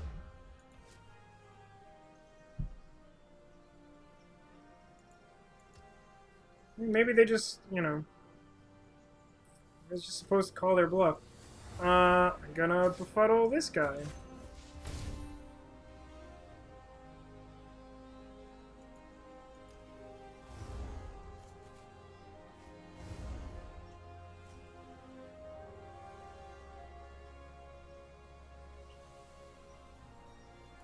Okay, they didn't have anything. It's kind of interesting.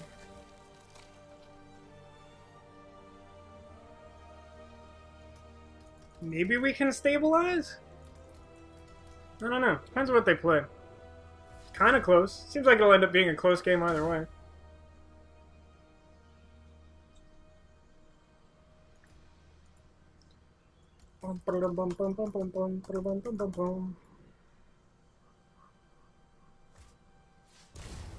Interesting. I mean, it's not great for us, certainly.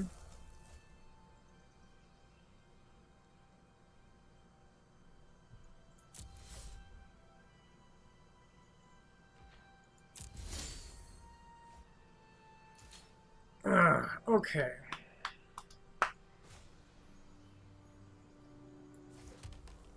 So, we need 6 to activate this, so if we were going to activate it, we couldn't do anything else. Can this only be done at sorcery speed? Why can't I read the whole ability? Oh, there we go, I can scroll wheel it.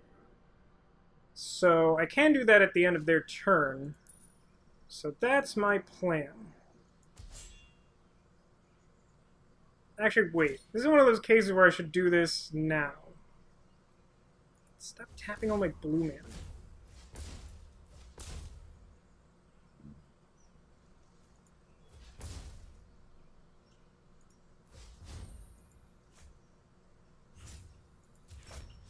If they have a pump spell, I don't want them to, like, pump their thing so it survives.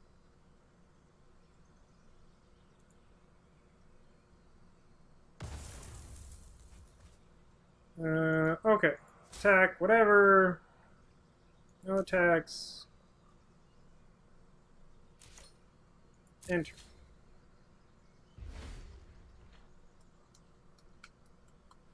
What's interesting is that Multani is sort of a combo with Tatiova in the fact that, like, buying it back returns lands to your hand so you end up being able to replay them.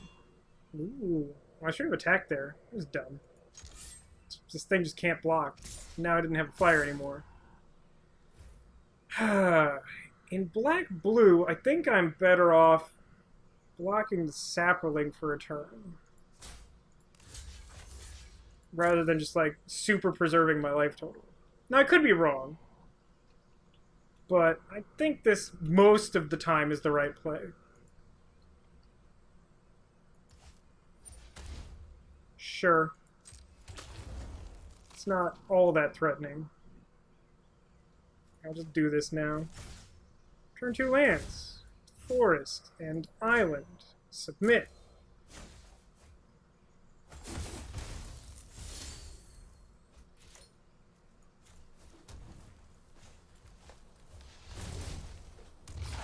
So we either stabilize at 1 or die.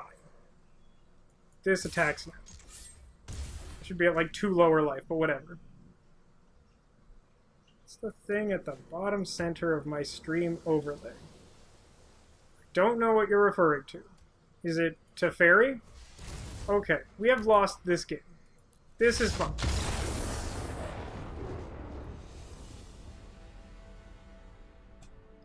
So, like, the flying enchantment is a lot more threatening on a menace creature, because then I can't just block it with, like, 1. Because, like, if I could have just blocked on that one turn where, like, I didn't block with anything and took 10 damage, if I could have just blocked the menace flyer and killed it, then, like, that game becomes, like, trivially easy. But menace makes that a lot worse. So, I do have that enchantment that might be worth killing. Take Broken Bond out? Why is it not showing to me? There it is. So do I take out Sapling Migration or something? Befuddle, Envoy. Aether Gliders are... They seem okay against this opponent. They just, like, randomly happen to draw the flying part of their deck. I mean, like, maybe it's better to just, like, put in... Because, like, Pierce this guy also deals with that token. Take out a Befuddle.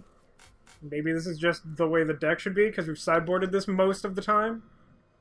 It's apparently a little bit more flying than I expected in the format. And that our opponents are getting lucky. I mean, we have played against mostly green-white. White has, like, the lion's share of flyers in this format, I think. Sometimes it's blue, or sometimes blue and white are equal, but, like, usually it's one of the two of them. Alright. I still think that was a reasonable keep. This, however, is not. This is an instant mulligan. 1 land, 6 drops, some garbage, like Opt I can't play, like no thanks. This is much more reasonable, but still is going to require us to get a little lucky, I think. I don't think I reasonably mulligan this. Ooh, that's potentially very good. So, our hopes and dreams here are pinned on drawing a basic land in the next, like, 2 draws after this Aether Glider. Yeah, the migration isn't great in this deck, but they did have some, like, early stuff that it was reasonable to, like, present a ground stall against. I don't think I'm so hard up that I'm, like, instantly gonna tempo Blink of an Eye here. Land? Okay, that's not great. Really hoping for basic land on my next draw. I do have 1 tap land and then spells, but hopefully land of any color that comes into play untapped. Mountain would be fine. I know it's not in the deck, but it would be fine.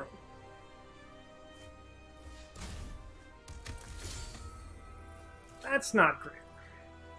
It's really unfortunate, in fact. Can't block, so it attacks.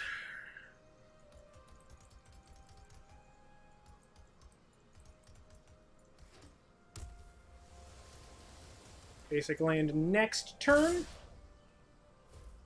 Both, huh?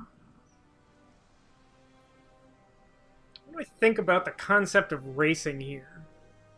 Since I'm not drawing lands, I'm gonna block. Blink of an Eye? No, I don't think it's Blink of an Eye time. Blink of an Eye is good against the token. So is, you know, Pierce this guy. This might be a time to tempo Blink of an Eye. Just because, like, we just need that 4th land is all. It's not asking a lot. It's not asking for nothing, but it's not asking for very much.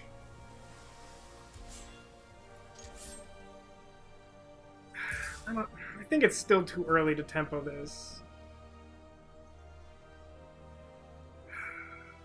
I'd rather... If they play something big post-combat, I'd rather bounce that.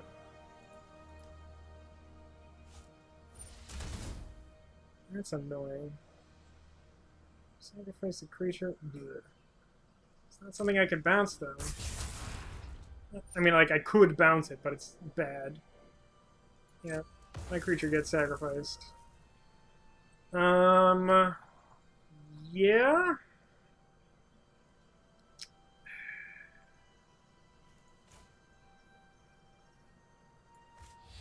It also puts Zahid off. Wait, that's not the... Let's cancel. I think I have to do this.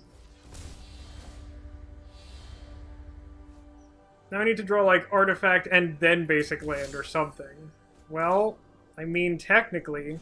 Why do you always tap all the blue? Lunatic. Raving Lunatic, I say.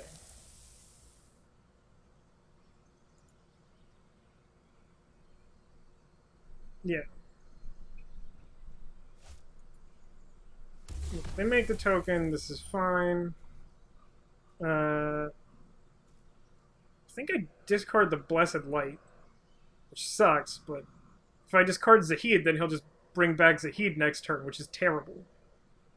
Same goes for Tatioka. So this resolves. I discard Blessed Light. Their token doesn't go to the graveyard. Well, it doesn't exist in the graveyard to be brought back with it. So, like, all they can get is one of my 2 power flyers, which isn't the end of the world. So it seems like every deck that we've played or played against today has been, like, reliant on some specific win condition happening and, like, nothing interfering with it. So there's that, I guess. So if I draw basic land, I could play Zahid. And they don't have an instant... Oh, that's annoying. They shouldn't have an instant speed way of killing it such that they could... Oh, okay. Well, we're doing this now. This one, I think, is the one that works. Thanks, Candle! Okay, now I don't really know what happened. This is gonna be a close one. We did not draw extremely well, and then they played a bunch of, like, card advantage things. Yeah, basic land is pretty good there. I think it was important, though, to realize that we could not afford to put one of our expensive creatures in the graveyard, which is a thing, like, it's not like the most complex line in the world, but, like, I can easily see, like, not thinking about it and just being like, well, my artifact's gone, so, like, why do I need this Zahid? And then it's like, no, that's terrible, because then he just gets a 5/6 flyer, and I don't have another answer for it. Ugh, what is this? It's not 2-drop Knight, tell you that. Okay. It's not great. It's not the end of the world. Basic lane would still be a good draw here. Okay, that's the Knight. Presumably he's not attacking this turn. That would be bad for him. Okay, not basic lane is not, like, better. It's strictly worse. So we're going to take a bunch of damage. Probably. I assume he's just going to attack with everything. Seems like the thing to do. Yeah, this Tatio was probably too slow. Remember when I was like, Tatio was great unless you're, like, really far behind? This is what that situation looks like.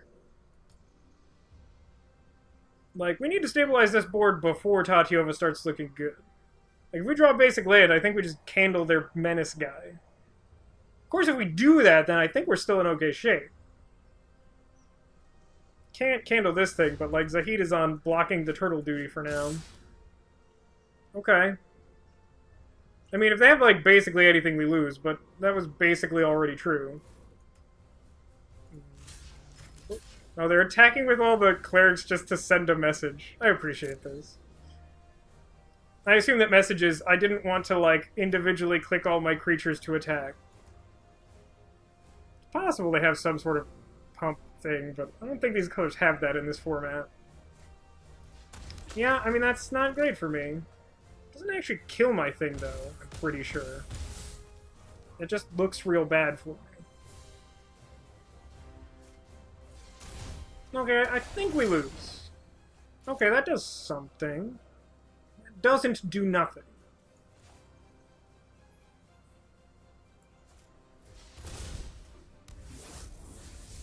That's the menace one. So they can get in for probably lethal still? Say I block there, and they get in for 5. Not technically lethal. We'll play it out. Does not take much to kill us here. Unfortunately. Doesn't take a ton to stabilize, but I think it takes too much for that to be realistic. Yeah. I don't know. I'd like... Mulliganing even one time is pretty bad in this close of a game. I mean, they just, like... Eldest Reborn is a very strong card, even if I can sort of keep their third mode from being insane. But even them just getting 2/2 flyer out of my graveyard is, like, enough to kill me. Like, if they didn't have that, this position would be way better for us.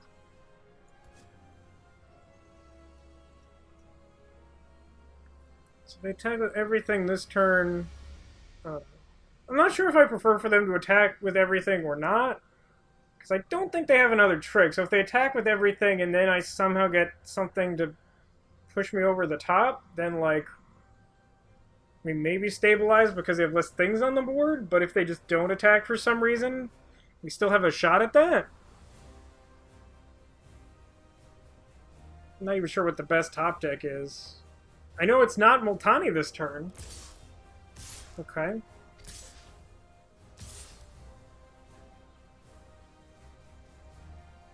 I mean, you have to attack with... If you're attacking with everything but the turtle, you should also be attacking with the turtle. To be clear. Okay. So, pretty sure I blocked this, and I blocked this, and that's really my only realistic blocking choice. So I go to 2. 2 of their things die, they make a Saproling.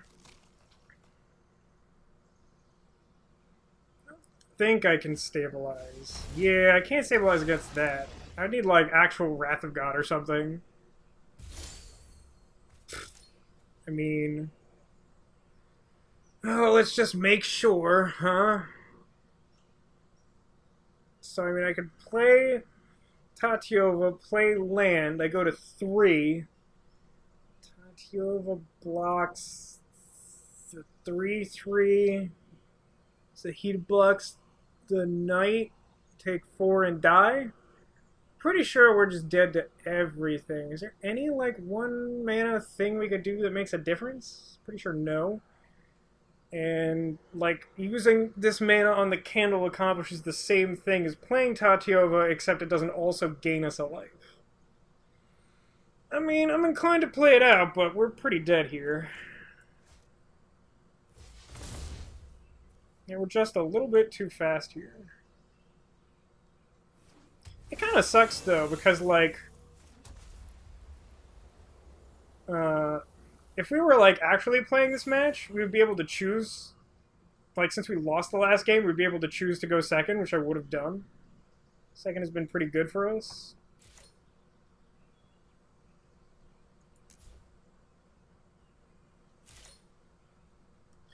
I'm gonna be honest, guys, I think they're gonna figure it out.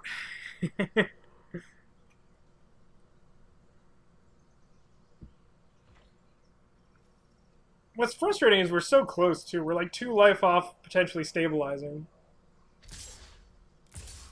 Huh? Just those ones. Only the 3/3. I mean, we only live 1 more turn if our opponent just, like, misclicks or something. Yeah. Simply by attacking with everything, there's, like, no actual block we can do to survive. It's just not possible. Because, like, I can block this and try and trick him into, like, trading with it, which won't work, and then I can block the next biggest amount of damage, take 4 and die. Like, we're dead. We're actually dead. I mean, at least the matches we lost were close. This deck probably should not have been able to get... Was it 4 wins? I think we won 4?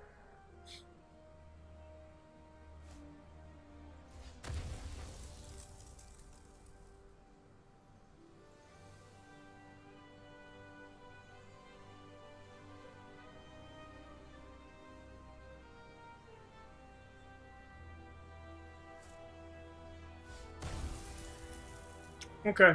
Have fun with your timeout or whatever. It's cool. Maybe our opponent realized math was hard and was like, if I just, like, pump this thing big enough to kill the genie, then I wouldn't regard this. And they're not wrong about that, but, you know, them's the breaks. I mean, I can't be disappointed with that turnout. We got enough wins to, like, get 2 daily packs and, like, 5 packs and 300 free gems. Like, not complaining. Let's claim our prizes. I think it makes you auto-open the packs? Guess it doesn't. Alright, let's open a bunch of packs and then call it a stream. Alright, we got ourselves a Halar, the Fire Fletcher. Q2 Chronicler, we apparently don't have 4-0. And Marwyn the Nurturer. Alright. Bunch of things we have several copies of, including Flying Cat, Eldest Reborn, the card that effectively killed us. Uncommon wild card, and Daragaz Reincarnated. It's not bad. He's a 7-mana, 7/7 flying trample haste. If it would die, instead exile it with 3 egg counters. During your upkeep, remove an egg counter, if it's exiled with them. It's kind of annoying the way that works. And then if it has no egg counters, return it to the field. So as long as it doesn't get, like, exiled by something like Blessed Light, keeps on coming back. I also had that during the pre-release. It was very good. Hey look, Tatiova! She's our friend. She can't do it. Nobody can. Cloud Reader Sphinx. Some other not great cards, and... Oh, Fall of the Thran. Destroy all lands, and then eventually everyone gets some lands back. I don't like this card very much. Click. Open. Hey, Shauna. And a cast down. We have very few of these. It's a very good card. It's a 2-mana kill most things at instant speed. It's a good card. Antiquities War. Doubt this will ever be good in Standard. Unless you, like, search your top few cards for an artifact twice, and then on the third turn makes all of your artifacts 5/5s. Even if they weren't creatures before. Okay. Fight with Fire. Good one. Apparently we don't have 4 Vicious Offering. It's fine. Saw a bunch of those today. Channer's Torment's bad, and Kamal's Druidic Vow. Very bad. This card is very not good. I'm not even going to read to you what it does, because Kamal's Druidic Vow is very not good. Open up. Ooh, Baird. I don't think we had any of these. I like this guy. 4 mana, 2/4 with Vigilance. Also says, creatures can't attack you or your planeswalkers unless your controller pays 1 mana for each attacking creature to do so. Memorial of the Glory is okay. Might be an include in a token deck, but token decks are really bad right now. Ooh, Territorial Allosaurus. I've opened many of this card in paper, despite not opening many packs. Someone, like, stomped us with this one of those games. We won the match, but we lost the game really hard, where they just, like, played 3 mana Pegasus Courser on turn 2, and then 4 mana Territorial Allosaurus without kicker on turn 3. It was extremely bad for us. But for 7, this 5/5 comes into play and kills something by fighting it. It's pretty cool. Sanctum Spirits, whatever. Uncommon wild card. Some other stuff we've mostly seen before. Rare wild card's great. And lastly, but not leastly, Jousting Lance. This Drake that wasn't extremely good for us mostly. Here, that's a pretty good card. Memorial to Unity was pretty good for us in 1 or 2 of those games. The Knights, the uncommon Knights are really good. The ones that have hexproof from a specific color. Just like easily playable, first strike 2/2 for 2, has lots of upside. They're good. And of course, Mythic Wild Card, because we can't open 7 packs without opening a Mythic Wild Card. And we've got some gold stockpiled to do something with in the future, but I'm not going to buy the packs now because we've already been streaming for some time. Alright, thank you very much for watching, guys. I'm going to end the YouTube recording here. I think I will post this, even though I was kind of skeptical with those early games, just because some really stupid stuff happened. Honestly, the main reason I want to post this is not even because we did fairly well, is mostly just because of that awful play where an opponent dubbed Gaia's Protector and just made me the saddest person on the face of the earth. But yeah, thanks so much for watching. I hope you enjoyed, and will join me for more in the future. If you want to catch this live, I stream Magic most Wednesday afternoons, 4:30 Pacific, at twitch.tv/Vasco da Gamer. Also stream Saturdays for some variety stuff. You know. Follow me at Vasco da Gamer on Twitter for the latest. That's probably the best way to do it. Thanks again for watching. See you in the future, YouTube.